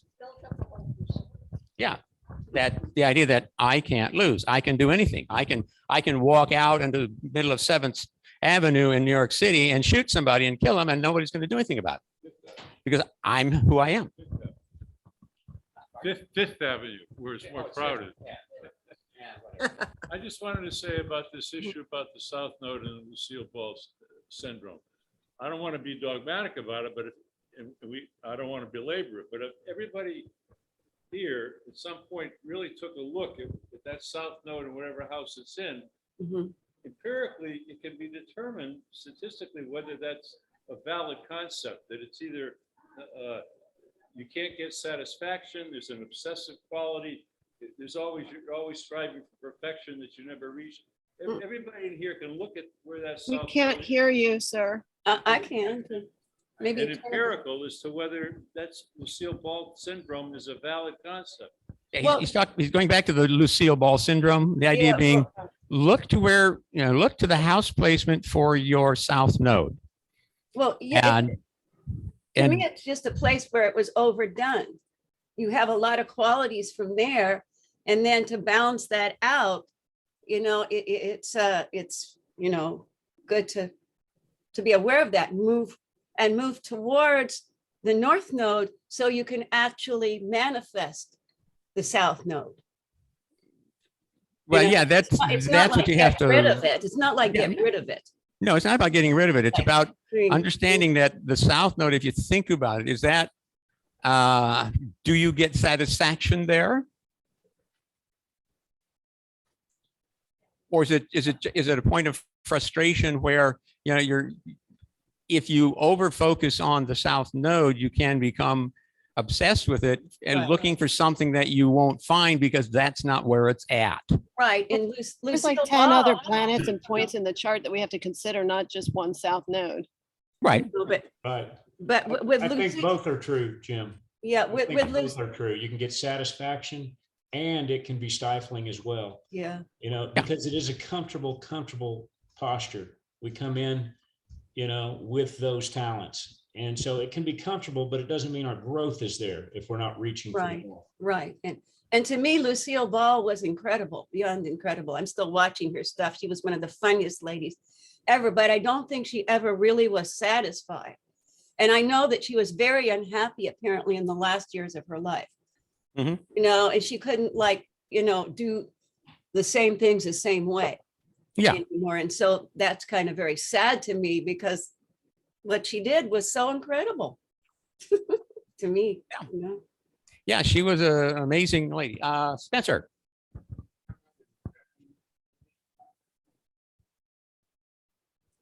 Yeah, I've met Lucille Ball, and I'd like to say something about the North Node in the fourth. She desired family. She really wanted family. And I think that she even brought to get work to be family, she had her child a part of the storyline there for a while. Right, right. And right, that when right. that Little child was Ricky. born, she had the highest rating in the history of TV. Oh, okay. Yeah, yeah. Yeah, see beautiful. that's the part that we sometimes overlook if we focus on with the nodes in particular, because there's two of them and you cannot separate them. Right. And if you just talk about one without acknowledging the other, then all of a sudden you're gonna miss something. So yeah, she may have the disappointment with her south node in the 10th house may not have stemmed so much from frustration with not having the career or success she was seeking, so much as it might have to do with frustrations with the desire for family and not having as much of a family or more of a family that she desired. You know, she and Ricky were married for a long time, but they also had it was also a challenging marriage. Yep. And I was going to say that I have just the reverse. I have the North Node in Aries in the 10th and the South Node in Libra. My first half of my life, even though I got a scholarship to go to the university to be a singer, which is what I wanted to do, I got married at 18 and moved to California and had a family. And the whole half of my life, 42 years, was that's when I started my career. Okay. Wow. And it keeps growing and keep growing. But there was always that Uranus. I have Uranus in the 10th in Aries too.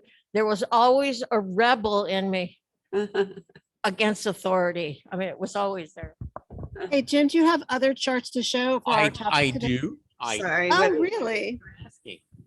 Thanks for the discussion. That was powerful.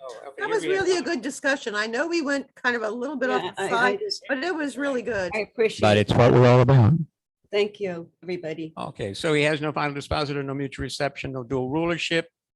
When you and you've got this, basically Moon, Saturn, Venus thing going on, where each goes to the Moon goes to Saturn or to Jupiter, Jupiter goes to Venus, Venus goes back to the Moon. So it's around and around and around and around, and that kind of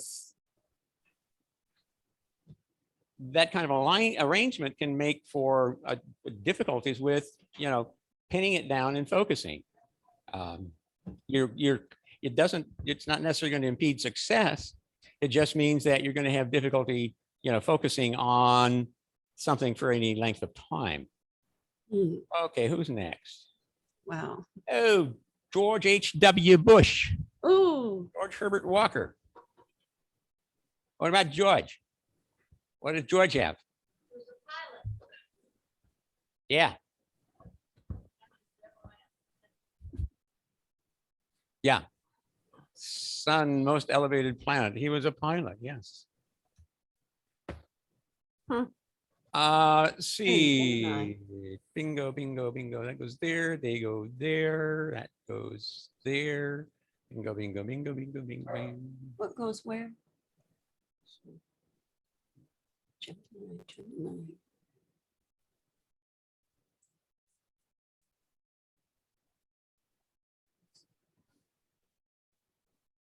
Venus is in Cancer.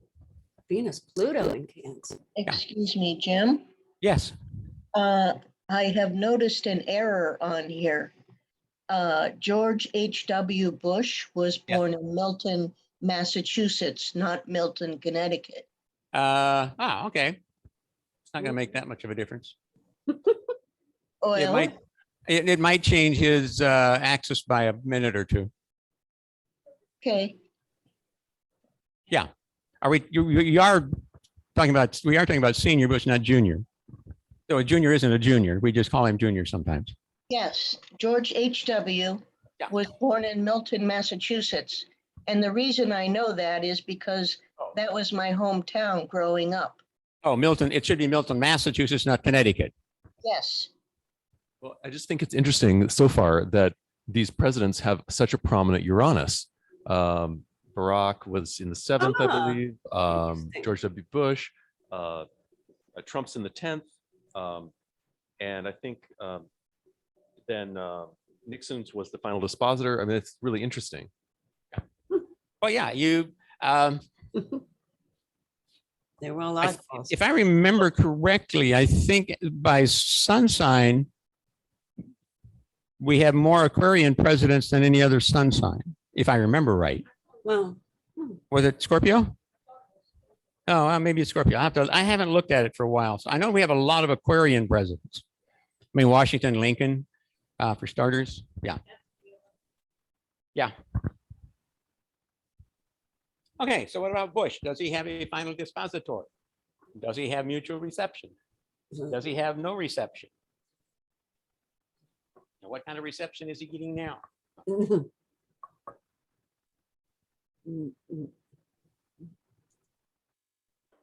He has a harp or a pitchfork.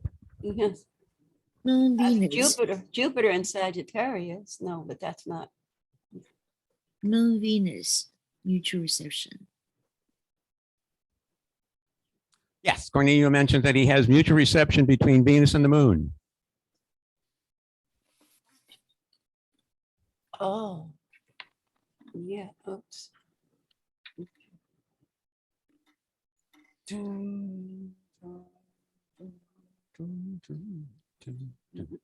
Yeah, Jupiter in Sagittarius is the only planet in the sign it rules. Yeah.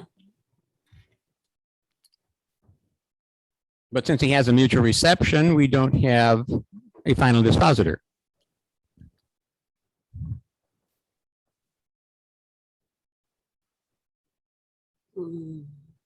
Oh. I'm trying, yeah.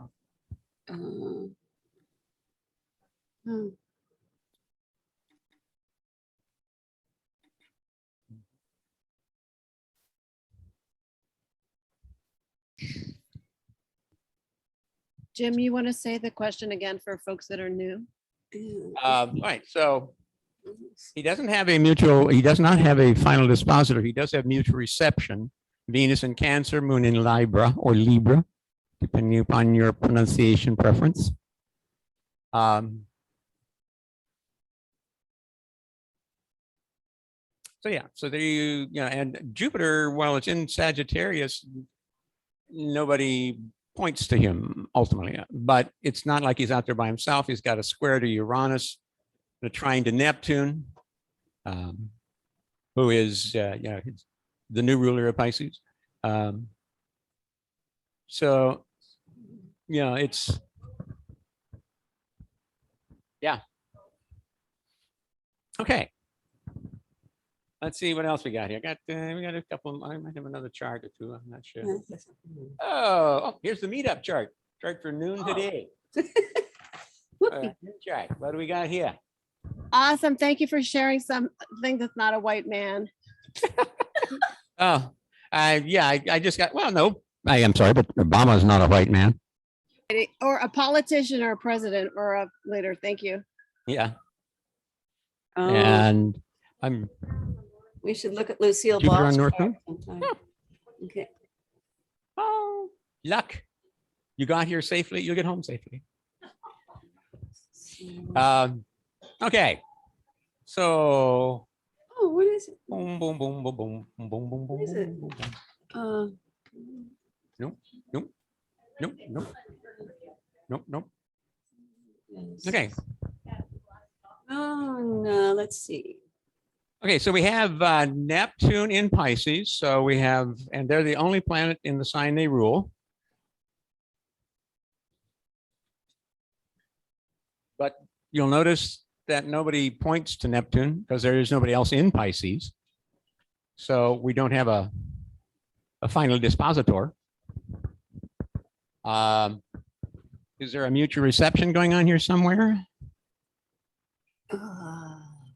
Negatory, negatory, negatory. Negatory. Pause your question again, Jim. We just hear you saying negatory. Yeah, Neptune's trine Jupiter. That's kind of nice, but it's loose. No, it's not. No, it's not. No, excuse me. No, I didn't. Trine the moon. Jupiter trine. I the forgot to Sun. well, Jupiter trine the moon.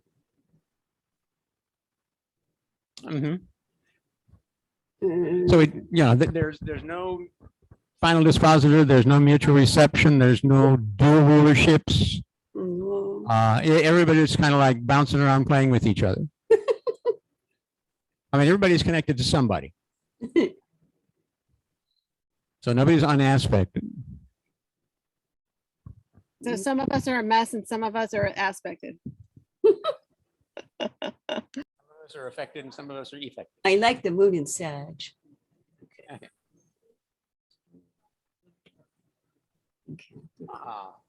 Oh yeah, that's better than Moon and Scorpio today. Yeah, I like the Sag.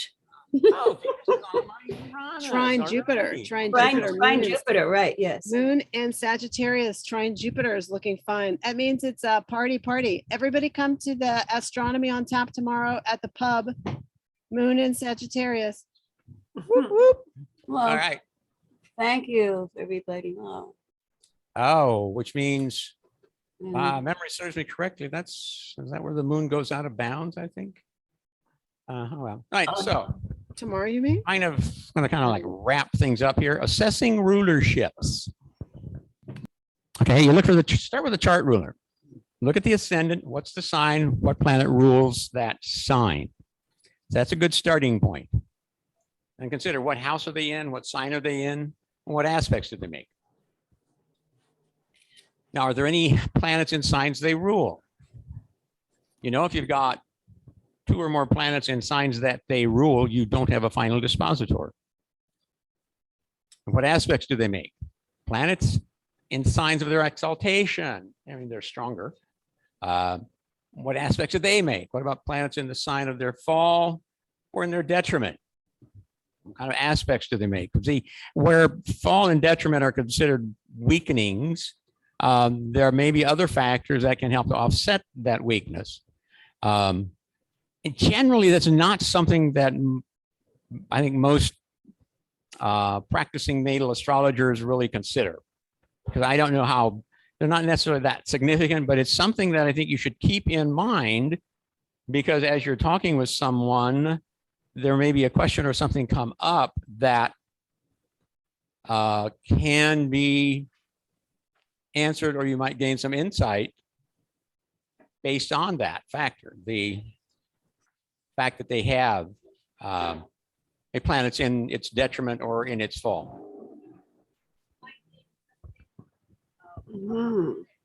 Exaltation or anything that's, say, a lead planet in a bowl, for instance, it has an important function in the chart, becomes more important. Because I know I did a kid's chart who he has a locomotive with a Jupiter and Cancer leading it. So you know that's going to play an important part in his life.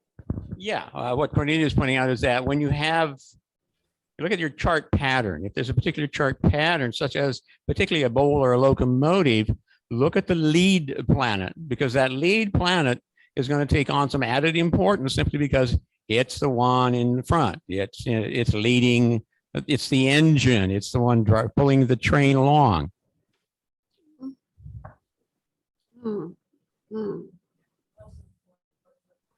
Hey, Jim, I got 2 questions. And with a bucket or a fan, look at the handle. What's that single or 2 planet conjunction that's out there making the handle, because they take on added importance. Summary. Planets are strongest in the signs they rule. They're strengthened in the sign of their exaltation. They are weaker in the sign opposite their exaltation, which is their fall. And they are weakest in the sign opposite the sign they rule, which is the detriment. Mutual reception can be likened to an opposition in that there is a level of cooperation required between the 2 planets. Not only cooperation, but an element of trust. I'm trusting you to take care of my home, and I will take care of yours. Dual rulership can be likened to a quincunx that each wants to be in control. And then you have to look at where are the other planets, because you can end up with like the one, okay, we had Sun Saturn in dual rulership, but all the other 8 planets pointed to the sun. So that gives the sun much greater strength and dominance, but it makes Saturn, it doesn't weaken Saturn. It doesn't take Saturn out of the picture. Saturn can actually be strengthened by the fact that it's not getting energy drawn off by combinations or connections to the other planets. Saturn may actually be the dominant one because it needs to assert itself so that you're aware of it. It's like, here I am. So yeah, so those are things to look at, and keep in mind that, you know, like as I always say, there's 2 sides to everything in the universe except rainbows. Think about it. You can only see a rainbow from one side. If you go around to the other side, there's no rainbow there. There's the red side and the violet side. Yeah. The final dispositor is the strongest as they disposit all other planets, but again, they are rather rare. Okay. And the chart ruler is always also strengthened. The chart ruler is simply the planet that rules the sign on the ascendant, which, yeah. Ruler. Yeah, but what you look at is you look at all these different factors, and if you got one planet that's playing this role, if you got the chart ruler that's also the final dispositor, that makes that one very strong. Here's some references for you. Rulership book by Rex Bills, the Book of Rulerships by J. Lee Lehman. Yeah. House Connection by Karen Hamacher-Zondag. She talks a lot about house rulerships, which we haven't talked about.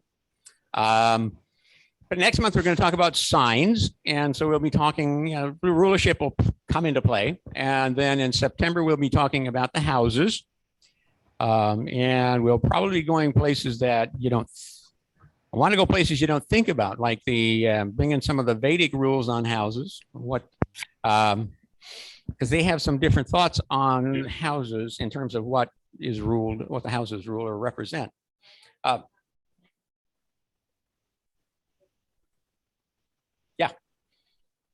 Rulers of the horoscope, Alan Onken. Ruler of the nativity, Alexander Volyin. That's an old text, but it's basically when they talk about ruler of the nativity, they're talking about the chart ruler. Astrology rulerships, Doris Chase Doan. Astrological Thesaurus, Book 1, House Keywords, Michael Munkasey. Again, that's about house rulerships.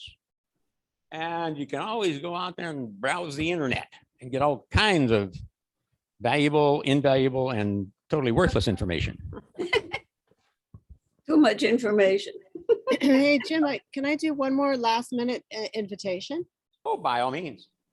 I posted in the chat, there is a monthly meetup at a pub in Pasadena that's run by Caltech Astronomy. It's professional astronomers that do a lecture with slideshow live over beer. And I put the information up, and it's called Astronomy on Tap. Everybody kept asking in the chat, is it on Zoom? Yeah. And I had to keep saying, no, it means on the beer tap. So you can drink bubbly water or whatever you want. But if you want to get seating, it's tomorrow get there by 7. And it's usually a fun talk. And it's nice to not be the only witch in the house of astronomers. Yeah. I cannot recommend or encourage you enough to learn at least some basic astronomy so you have a better appreciation for the planets and their movements, so you can look at a chart and physically see what you're seeing. Well, this is also up-to-date research on cutting-edge Caltech, NASA, JPL research. That's who's in the audience. So it's really fun. So I hope folks can make it. Astronomy on Tap on their website, and invites on Facebook. Pat, would you send me a reminder? Email me a reminder, and I'll send it out to everybody in the group. I invited you. I posted on the Santa Monica page. On the Facebook? Okay, on the good. Facebook page, but not everybody's on the Facebook. So I sent the invite to you, and you can get the invite from the Facebook group. Okay, great. Thank you very much. I appreciate that. I will send it out to everybody. Hang on. Okay, there's the August will be the 16th anniversary of our taking over the Meetup group. Thank you. Yay. Yay. Jeff. Jim, I got some Just a questions. note, because somebody mentioned astronomy, the first batch of those, the Webb telescope are going to be released Tuesday. The Oh, pictures. right, yes. Yeah. I've seen a couple of early release versions. Yes. The new Webb telescope, space telescope that's orbiting out there like 1 million miles from Earth or something. The pictures that they are getting phenomenal information back, information that is even better than what they were expecting. It's doing things that they didn't know it could do. Now, if that's kind of scary, you might want to do an internet search for some of the things that are going on with artificial intelligence. Because I mean, there's some artificial intelligence programs out there that are approaching self-awareness. Yeah, and so there's a lot of interesting stuff out there. Also, Saturn Maximus had his hand up and I told him to just chime in. Saturnus, do you have a question or a comment? Yeah. Yes, I do. You guys can't hear me? Yes. Now we can hear you. Hear you. Okay, I have two questions. If you have planet A in mutual reception with planet B, and then you have planet C in mutual reception with planet B, are A and C in mutual reception also? Yes. Yeah, you can have 4 planets. You can have, it'd be like a double mutual reception. Yes, you can have that. Yeah. So in that case, if it's Saturn, then the planet that Saturn is in mutual reception with, like in my case, I have it with Venus. Does that mean that since Venus travels around once a year, every time it hits its spot, it's like I'm having a Saturn return every year? I wouldn't call it a Saturn return, but it is getting activated. That mutual reception is getting activated. Every transit to either Venus or Saturn will activate that mutual reception as well. So, but the mutual reception, since they switch the planets, you're saying it's like they take care of each other's houses, right? Right. So that's not just the same as like when it gets back to its spot, Venus does each year, that Saturn is kind of also in that same spot? Well, yeah, it's going to, I mean, you're going to get a reaction because what's going to happen is, right, so you have the Venus orbit, which is the faster of the two. When transiting Venus conjuncts Saturn, that activates the mutual reception. And then when you have a Venus return, that also activates that mutual reception. Right. So but it's that natal energy that's being activated, it's not like a Saturn return. Okay. Okay. And then go ahead. Yeah. Yeah. If for example, you got the moon in mutual reception with something, every time, every month you're going to get it's going to be activated by the moon. But everything, activates everything every month anyway. No, I have Saturn in mutual reception with Venus, and then I have Venus in mutual reception with Uranus. So I was wondering if Uranus would be in mutual reception. Wait, you can't have both. You don't have both.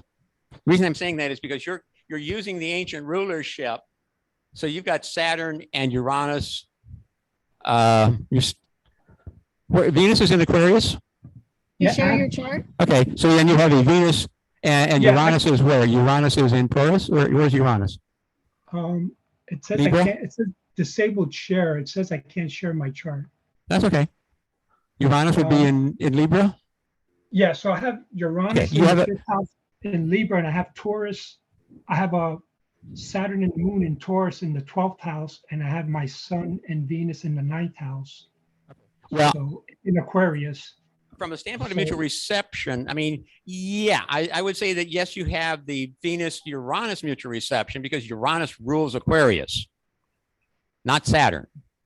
Right, and they're also my final dispositors between the two, Venus and Uranus, right? Now, yeah, if you're going to, but you know what, if you're going to bring in Saturn as the ancient ruler or co-ruler of Aquarius, yeah, there's an element of mutual reception there, though I would not consider it nearly as strong as the Venus-Uranus mutual reception. Okay. Because keep in mind that Uranus is basically has replaced Saturn as ruler of Aquarius.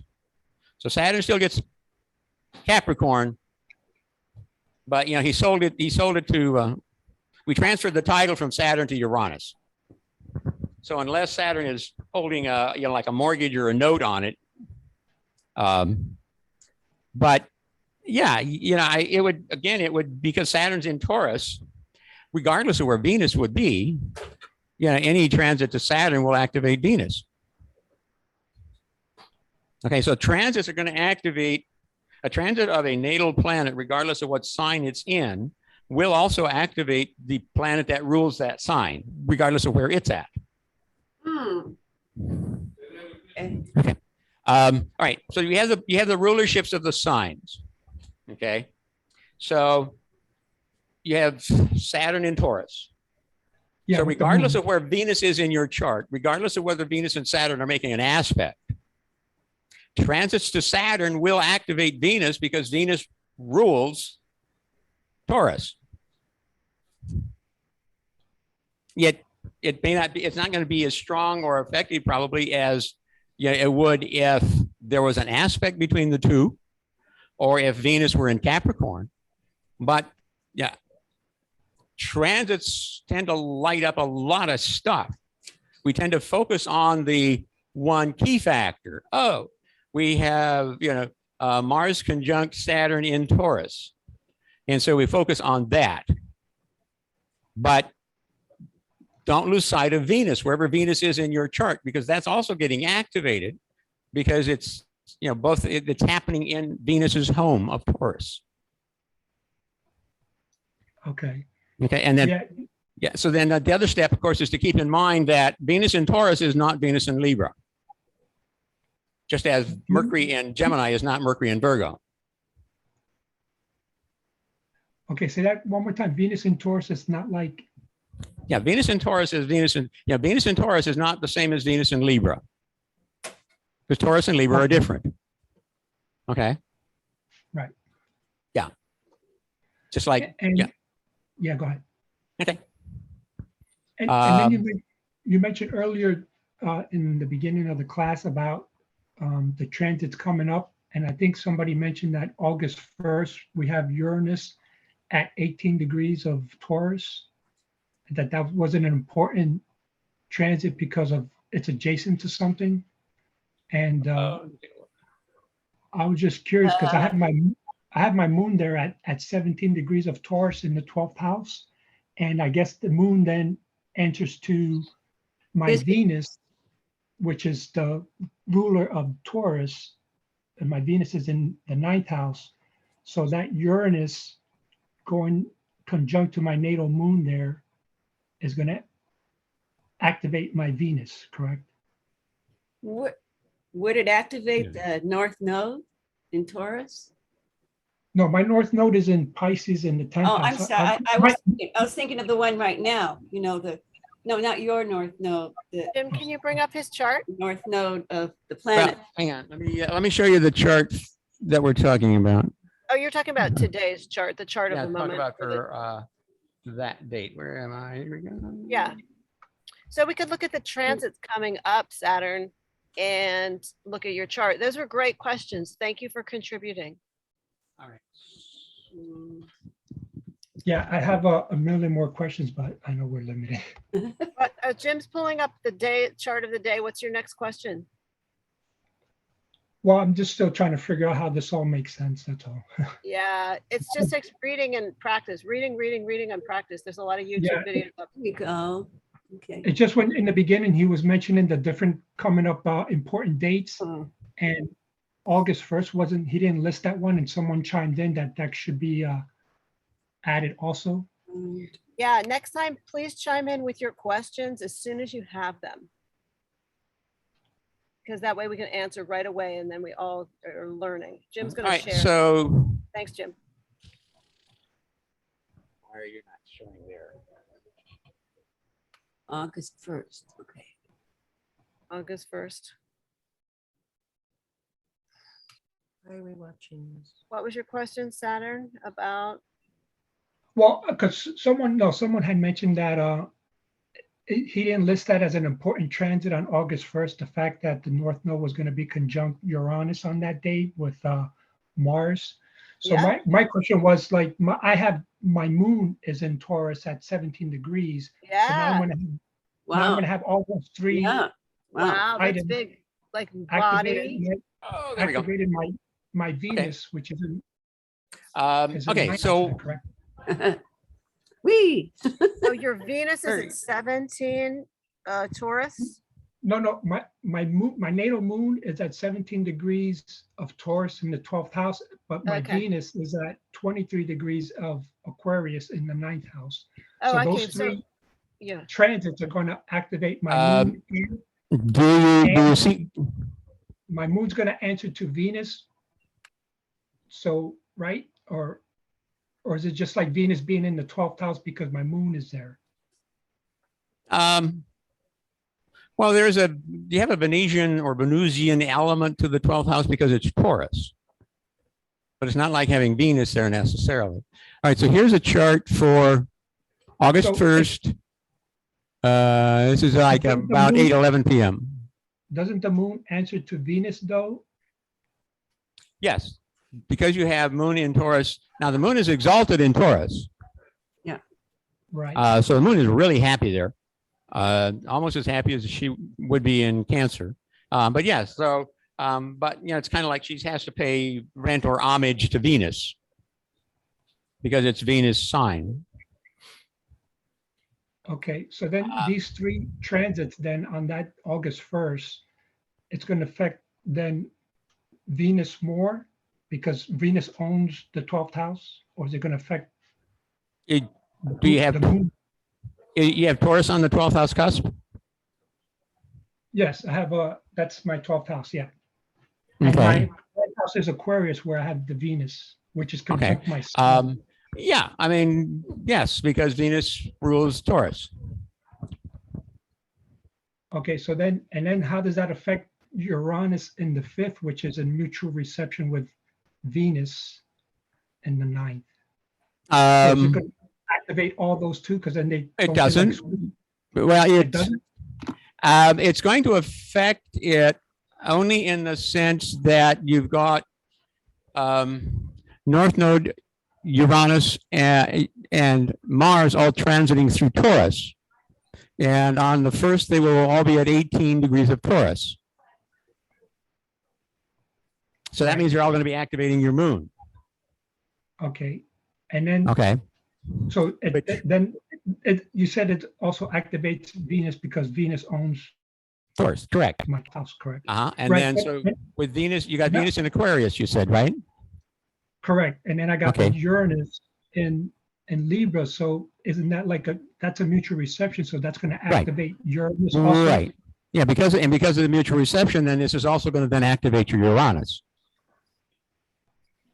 So it's kind of like which houses are they in? Because those houses are going to be, activated. That's the 9th house is Aquarius, Venus, and then the 5th house is Uranus, Libra. Okay. Yeah, so there's where the activity is going, should be focused or most noticeable.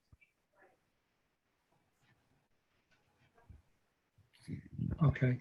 Well, the moon is also your body, and in Taurus, it's so interesting with the North Node, Uranus, Mars, Venus thing happening. I think if we have to sum it up, it's going to be a hot date. Yeah, and but what's interesting is that if you look, you see the chart that I've got? Yes. Okay, because at that moment in time, Venus is also at 18 degrees, Cancer, but 18 degrees. Okay. Now, so that's 4 points at 18 degrees, 5 if you count the south, when you include the south node. So 18 degrees is going to be very active. So if you have any planet or angle around 18 degrees of any of the signs, that's going to get activated. That's going to be sensitive. What would you use as a, what do you call that when? An orb. Yes, an Uh, orb. I'm 10 sorry. Thank degree you. orb for big planets. Like I have a planet at 18 Saturn. So my Saturn will be stimulated by those 18 degrees planets. Okay, because I have the sun at 23, so that'll fall within that orb. No. At what, 20 what? 23 degrees 23? of Aquarius. Could be. 19, 20, 20. What sign? Aquarius in the ninth house. Okay, so you got Sun at 23 Aquarius. Yeah. Yeah, you're looking at a first quarter waxing crisis of action square. No, Aquarius, no, that's the third quarter, sorry. Third quarter waning crisis of consciousness square.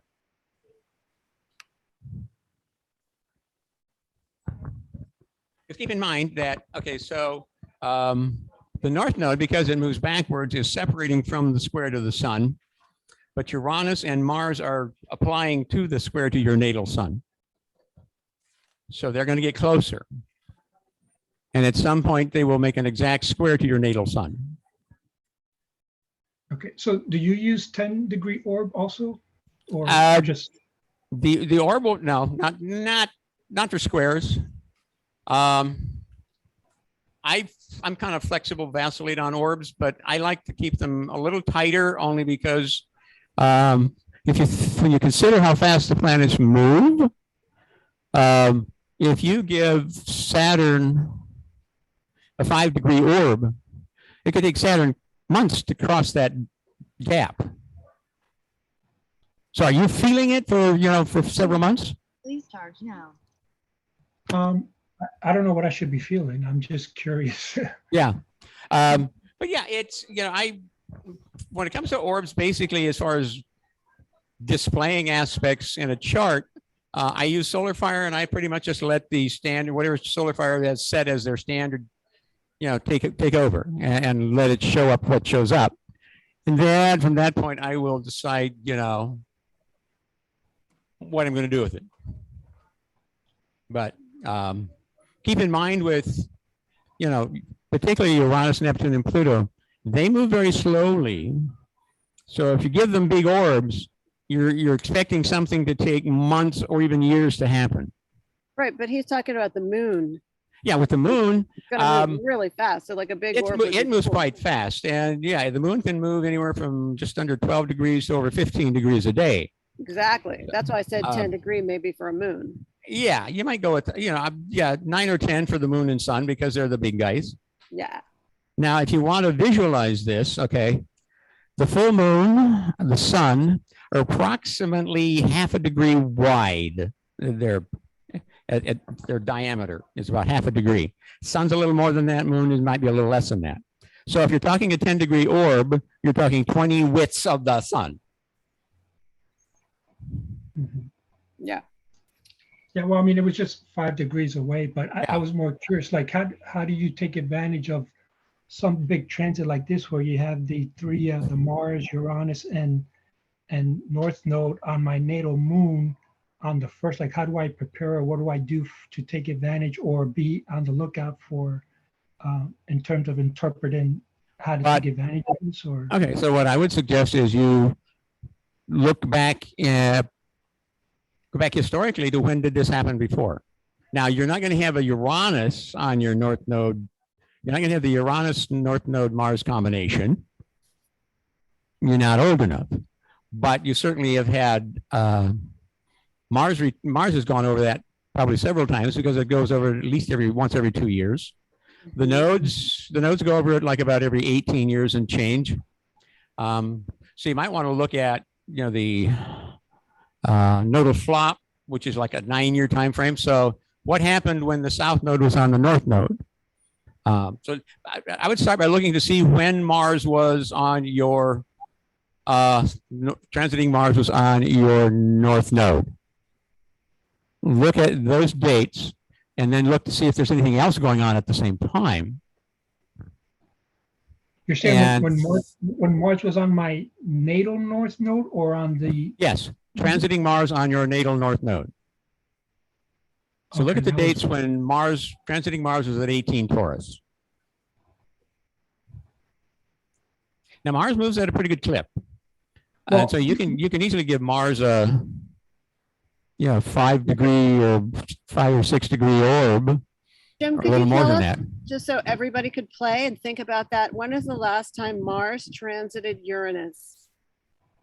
Mars transit of Uranus a little over 2 years ago. 2 years ago, so that would be 2020. It was more than 2 years ago? A little over, so that would be August, September 2020. Just so everybody can play, like, hey, this happened to all of us. And okay, so there he is at 27 Aries, and he's approaching Taurus. And See, the problem is, there was a retrograde. yeah, Ooh. so we have a reformation. It's something that we were looking at for and Yeah. expecting to happen that didn't happen. We had a Got the- 6-month Taurus, Mars in Aries retrograde, right, in 2020, where our hair was on fire. Yeah. Our hair was on fire for 6 months straight. That was when all of the riots in Portland and all over the United States, the Me Too movement and the pandemic hit, and we all went insane. Yeah. So we're looking actually around January 19th last year. So January 19th of 2021, so it was a year and a half ago. Yeah. And that conjunction was at 6 Taurus. 6 Taurus. Now we're going 18 Taurus. So let's say 6 Taurus. Hopefully we've matured since then. Hopefully. Yeah. Now Right, the North Rita? Node, Yeah. and the North Hopefully. Node with then was at 19 Gemini. So check your charts, everyone. Taurus and Mars. So yeah, so It's a good yeah, question. Mars Uranus conjunction at 6 Taurus. Where was January 19th to everybody? 21.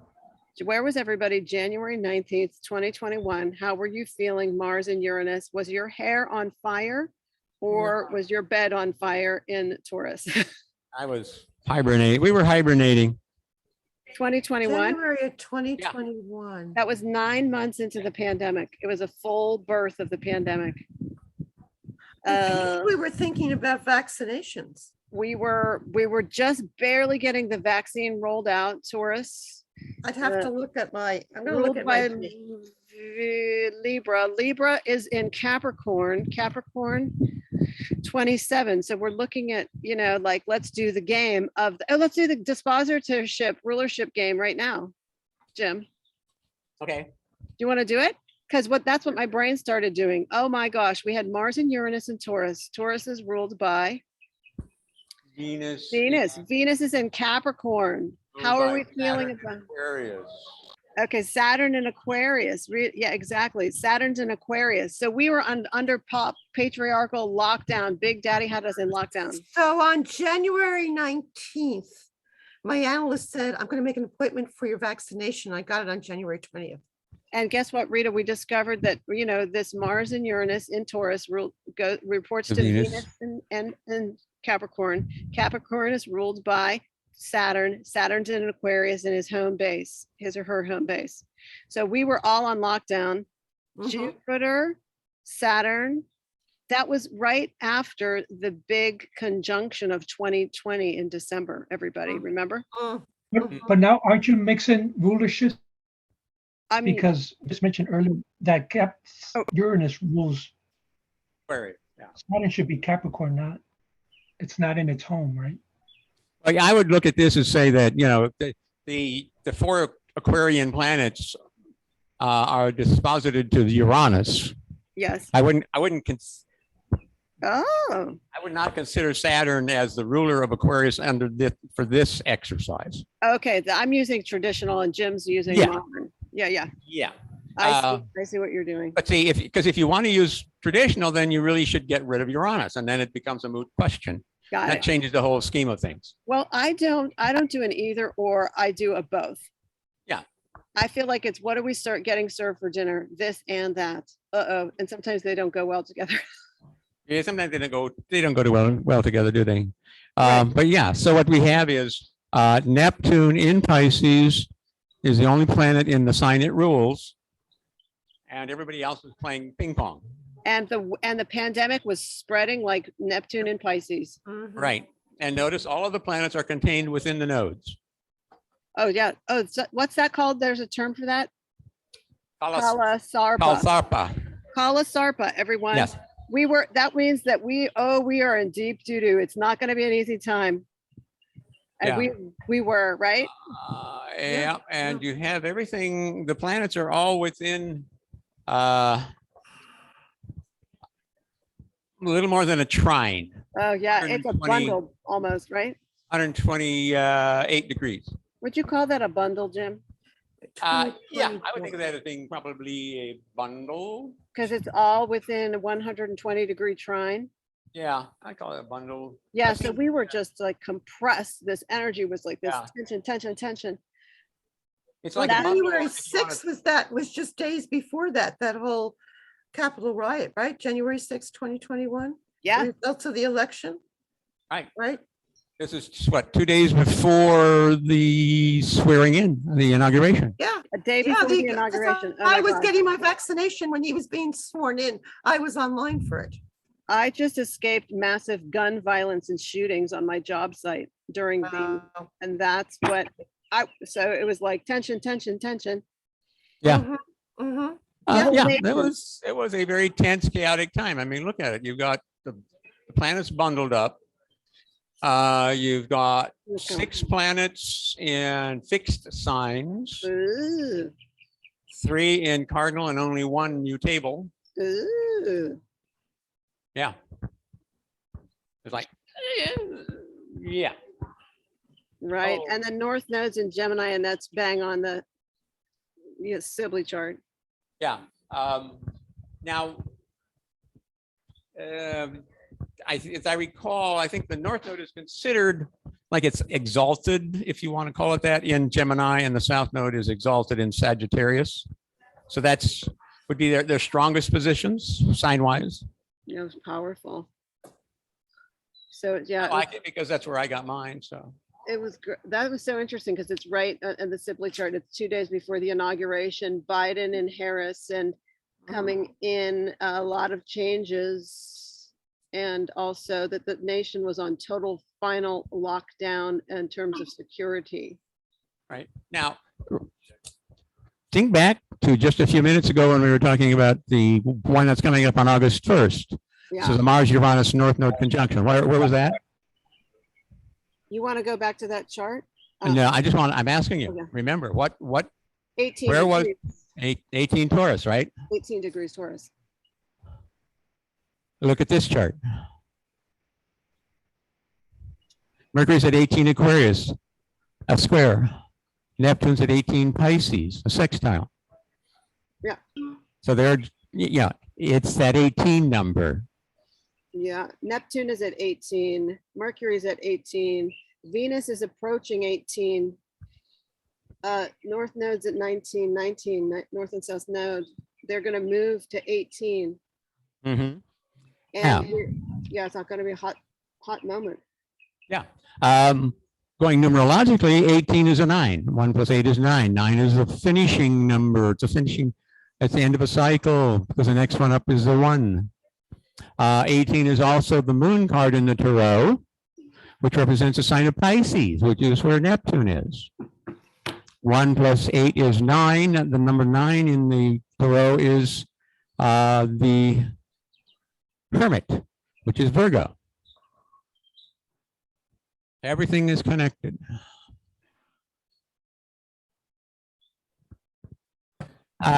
What's the Sabian symbol for 18 degrees Taurus, everyone? 18 degrees. Does anyone have that handy? I could look it up. No one has their, hang on. Let me look it up. I'll read from it.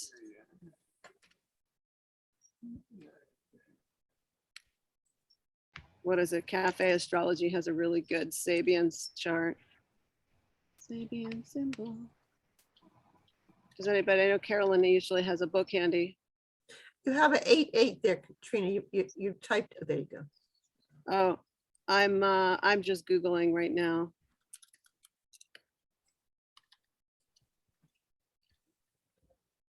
Yeah, but you had a double 8. You had the month as 88.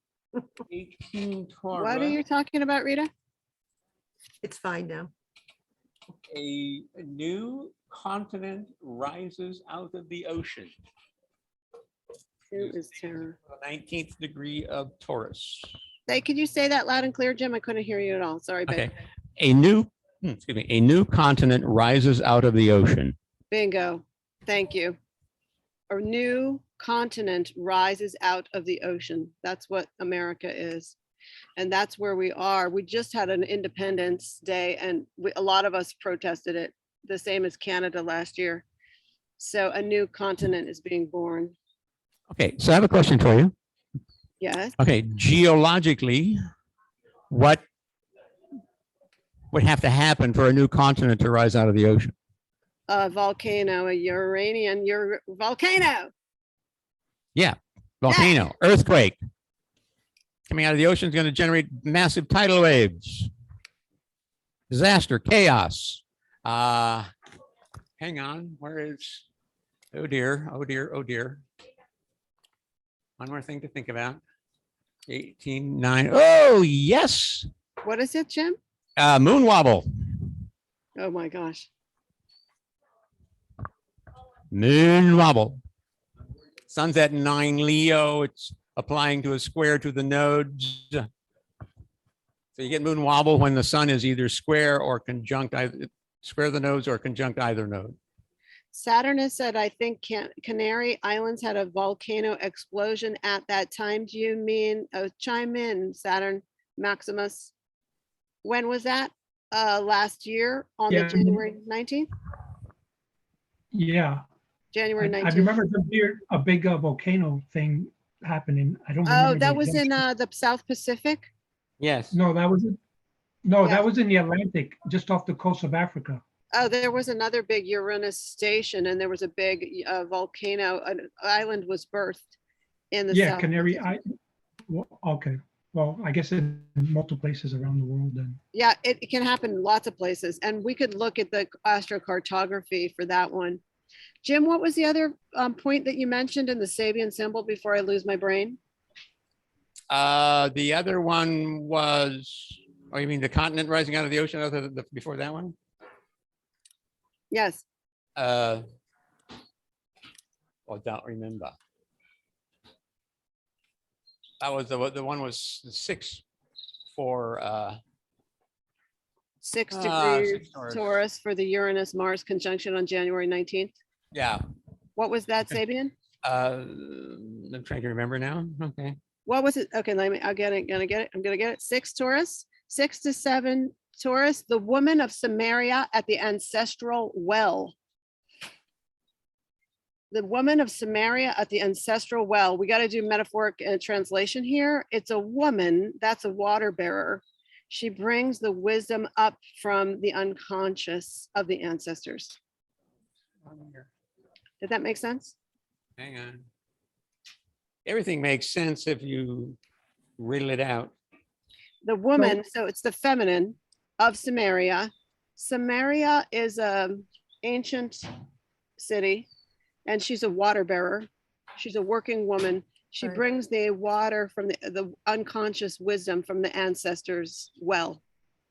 Does it mean she Aquarius then also? No, it could be, no. Sabian symbols are the 360 degrees that Elsie Wheeler channeled. And they are like tarot cards. Like imagine 360 tarot cards that give one sliver into each degree of our wheel of the cosmos. They're like a tarot image. I believe that's the story where she encounters Christ. Oh, tell us, Rita, tell more. They have a whole dialogue between them. And I was just trying to think, because it's read during the Lenten times. Let me find out.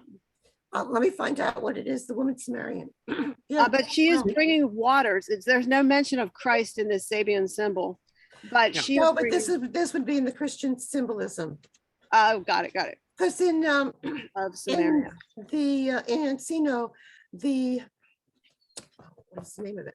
Holy Spirit Retreat Center has been going on for 30 years. They have a group called Women at the Well. They meet once a month, every Tuesday for 33 years. I got it. And Here's the these quote. Women trying to get the wisdom. John Go ahead. 4, John 4. So it's New Testament, John chapter 4, verse 5 through 30. There came a woman of Samaria to draw water. Jesus said to her, "Give me a drink." For his disciples had gone away into the city to buy food. The Samaritan woman said to him, Samaritan means a good neighbor. Right. How is it that you, a Jew, ask a drink of me, a woman of Samaria? For Jews have no dealings with Samaritans. So that And is. what does he respond? Oh, that was the quote. Let me find out more. I remember it actually from Catholicism. Right. It's There- a very. Give me a And drink. remember, I'm gonna drink. in John's gospel, The he's woman always said- a mystical. He's considered the mystical. So he's always working on a different level Jesus than answered, the. if you knew ahead. the gift of God and who it is that is saying to you, give me a drink, you would have asked him and he would have given you living water. Yeah. So can you help translate for the uninitiated? Living Rita? water. Yeah, what does that mean since you're a Christian mystic, evidently? Life-giving water. Life-giving water, well, there's the elements and water is one of them. And Waters of life, eternal life. right, it's eternal life. Well, one of Eternal- the symbols would be baptism. There you are made for eternal life. Yeah, eternal life. So you we need water we need practical water to exist. And so it's a practical and it's also a spiritual symbolism that he's not distinguishing between Samaritans and for Jews. They're all equal human beings here. We're all equal players. And he's in the not, game and of he's not life. discriminating against her because she's a woman either. So no discrimination in the game of life. What else, Jim? Well, if you look at the chart, we're looking at the chart for January 19th. We're talking about a woman drawing water from the well, the water bearer, which is the sign of Aquarius. Right. We have the sun. We have the sun at 0 Aquarius. We have Saturn at 3, Jupiter at 7, and Mercury at 18. So the They're sun is squaring. on, so the sun is basically on the degree of the Jupiter-Saturn conjunction in December. And they're swearing. Yeah. So it's a tense relationship. Right. Yeah. Not everybody is equal at the Capitol riot, but they are in Samaria with the Christ. Yeah. Now, Aquarius and the Tarot is represented by number 17. We can't hear you, Jim. Sorry. Aquarius and the Tarot is represented by the number 17, which is the star card. We just I'm pulled giving it- that on Friday for our NCGR San Francisco meetup, the star card. Oh, yeah. Oh, Cool. yeah. I had a woman, she said, well, I'm really an astrologer and an attorney and I said, and she said she uses astrology. And I said, pull a card, do a reading. And she pulled the star card. You want to tell us what it means?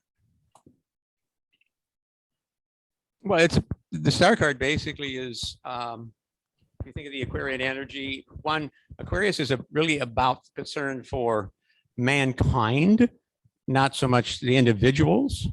It's not about being selfish. It's about being selfless. Yeah. And yeah, it's interesting because it's called the water bearer, but it's an air card, not a water card.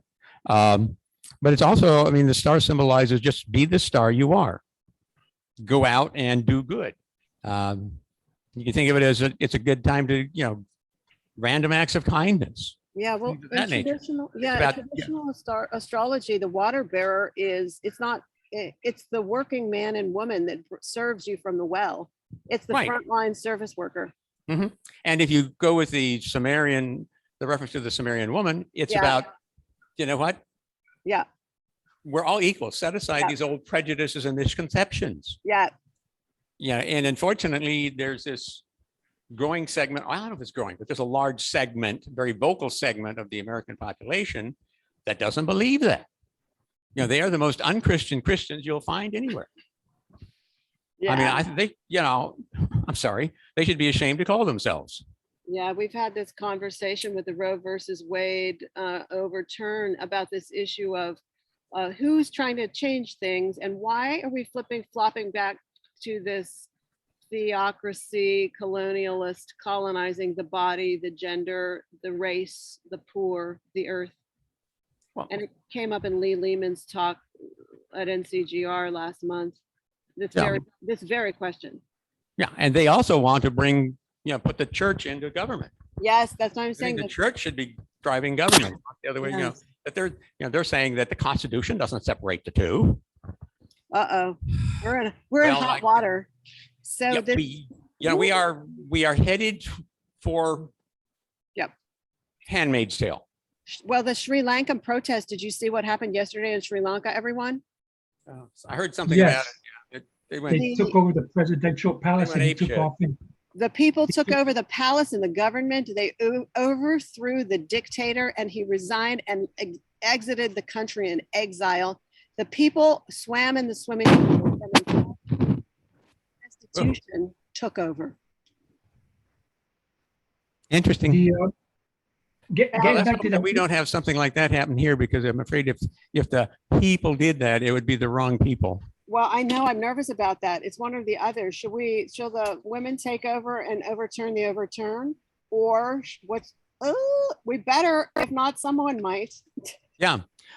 Yes, I would. I'm for that. I'm okay with that. Yeah, I think so. You know, I'm fine with the requirement that you would have to be a woman to run for office, to hold any type of public office Well, I'm at, actually at the state or national level. Amy You have to be Coney female. Barrett. Amy Coney Barrett. Yeah, you're gonna get some of those in there, but you know, Yeah. I'm you teasing. have to have some differences of opinion. Yeah, I agree. I agree entirely. No, I'm not saying.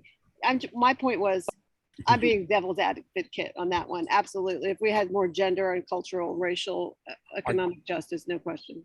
Are you saying the devil's a woman? The devil. I know a few that can be a devil if you don't treat them right. With my chart, I'm like a she-male, so it's totally, but I love to play devil's advocate. But no, it is a tough time.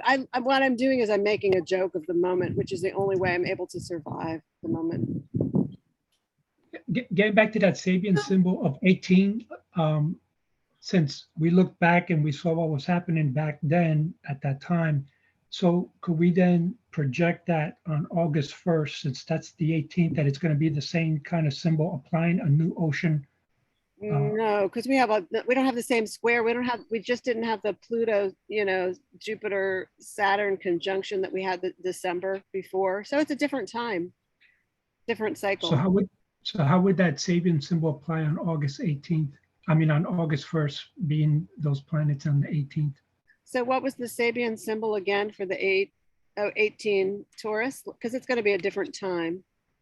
18 Taurus is these 18 Taurus. Oh, that was the new continent rising out of the ocean. Right. So New that's continent rising out of the ocean. We're making progress. right. So we were saying that back because of the Capitol riots and stuff at that time. So we were saying like that's like a new beginning. Well, now we kind of applied that same thing, being that Boris Johnson is resigning, the Sri Lanka president resigned. The So we're Japanese coming- leader was executed, Yeah, assassinated. isn't that interesting? Whoa. Right. But he wasn't even in power though anyway. So Yeah, but still, they don't have those kind of things over there. Symbolically in Japan, when the leader is the royalty. Exactly. I mean, when Princess Diana was murdered. Yeah. I mean, if Princess Charles was assassinated, would there not be uproar? Yeah.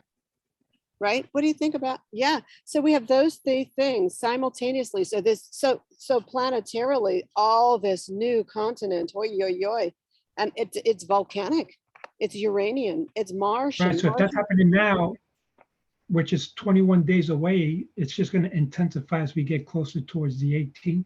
Well, Mars degree. is war, it's heat, it's knives, cutting weapons. It's not, You know, right? But in Taurus, Jim, you want to enlighten us with that in Taurus? Well, Mars is not happy in Taurus. Mm-hmm. Yeah.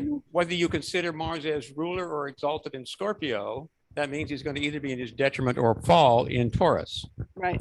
Think about it. Taurus is fixed Earth.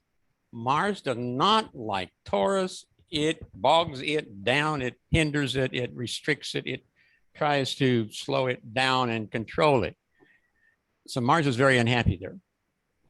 It feels like a habooby, a dust storm. Yeah, and what can happen when Mars then finally gets up to Uranus is like, Katie, bar the door, let's blow the flipping top off this place. Katie, bar the door. Did you just? Yeah, Katie, bar the door, let's blow the. Yeah, I'm sorry, that's an old expression. Tell us. That means we're gonna lock down the bar, bolt the door. We're in hot water. Yeah, it could get really interesting. And it's going to be in summer.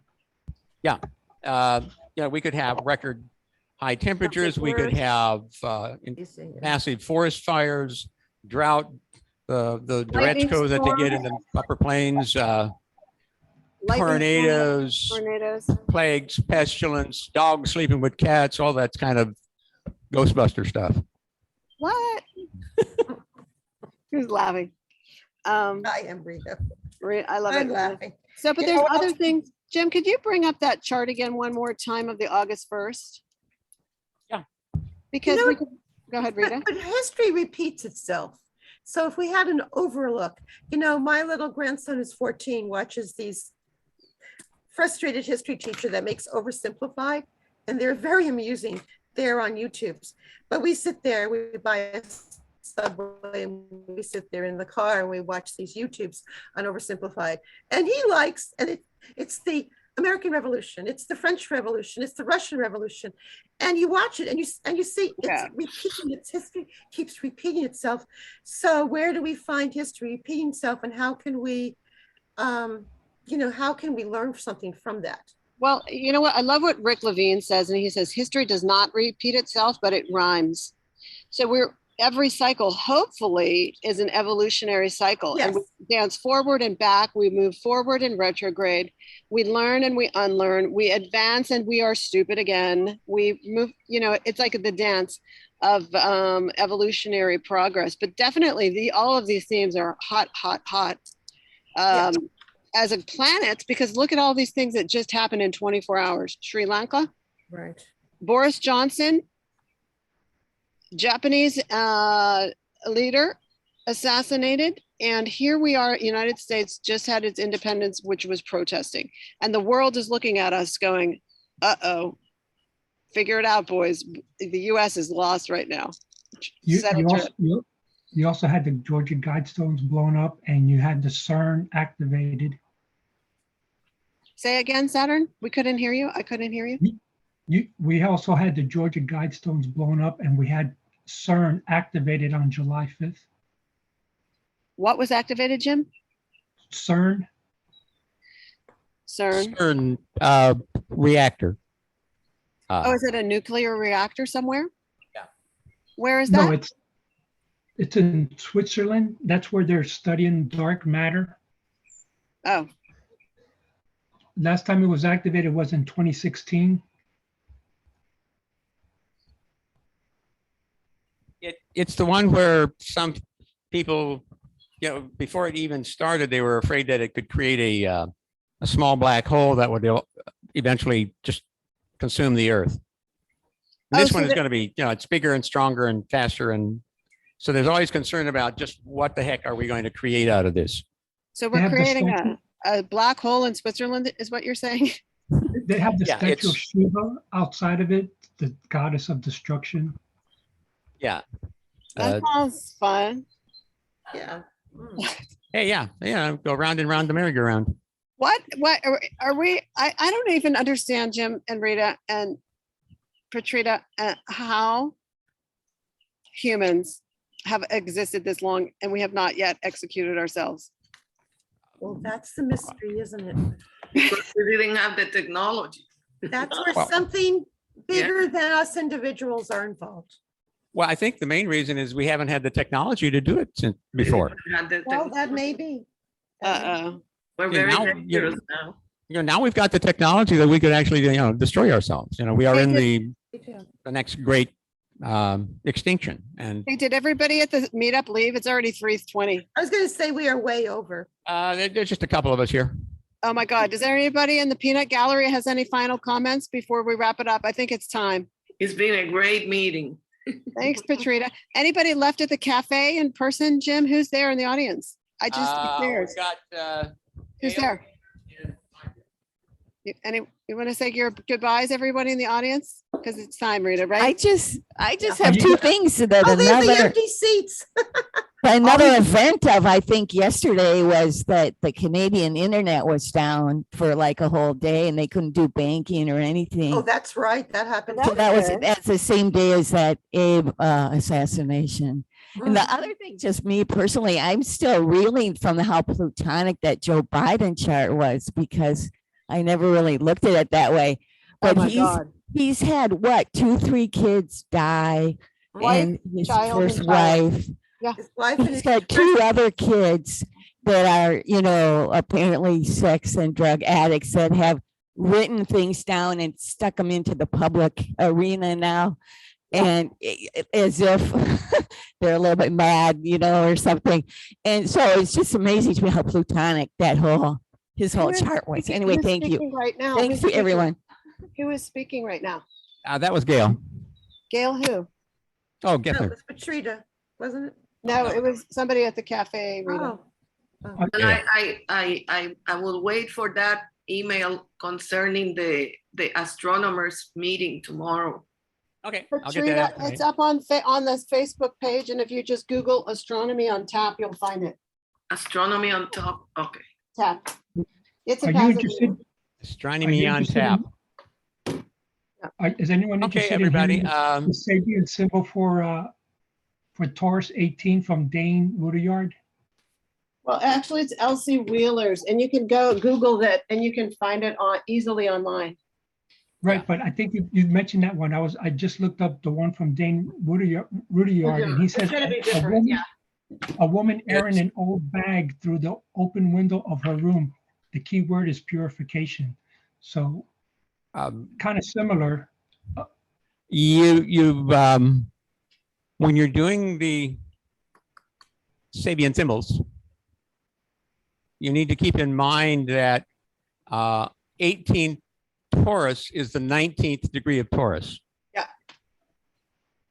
Oh, so I got to look at 17 then. No, you look at 19, 18 to 19. which is, you want the 19th degree. If you're doing it online and you put in 18 Taurus, you get the right answer. If you're in a book, you'll need to look at 19 Taurus. Yeah, no, I'm just on the webpage. So it's actually kind of the same thing. It says for Taurus 19, it says a new continent rising out of the ocean. That's it. That's it. Yeah. That's it. Yeah, that's it. Because see, 0 Taurus is the first degree, and 29 Taurus is the 30th degree. Oh, I see, because it goes from 29 to 29. It goes from 0 to 29, and then seconds. because when you hit 29, 59, 59, you're now at 30 or 0 of the next sign.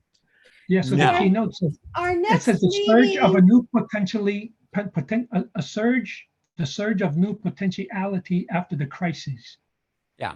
Now, the other thing to keep in mind, if you start looking, is that there are several different degree symbol systems. That is, other systems that assign a symbol for each of the 360 degrees, and some of them do it a little differently. So some have them numbered from 0 to 29, some number them from 1 to 30. So you just need to keep in mind, what degree am I really looking at? Well, Okay. we will meet before August 18th or 19th. So, right? Yeah. So we'll also be here to meet one more time. Before what? Before this date you keep talking about, August 18th. and The August- date is No, August the 1st. date is August 1st. Oh, the date is August 1st. Okay, so, but still, we have faith. We'll all be meeting again. Yeah, I'll be writing about it. Okay. Okay, good. All right, team. All right, Sounds everybody. good. Bye, everybody. Bye Be for well. now. Thank you, everyone, Yeah. for your. Thanks, Jim. I know. You're What all a welcome. session. Thank you. Thank you. What a group. Bye. Bye-bye. Bye for now. Okay, stop the sharing. Stop. Take care. Stop Bye-bye, guys. Bye, team. Take care. Stop recording.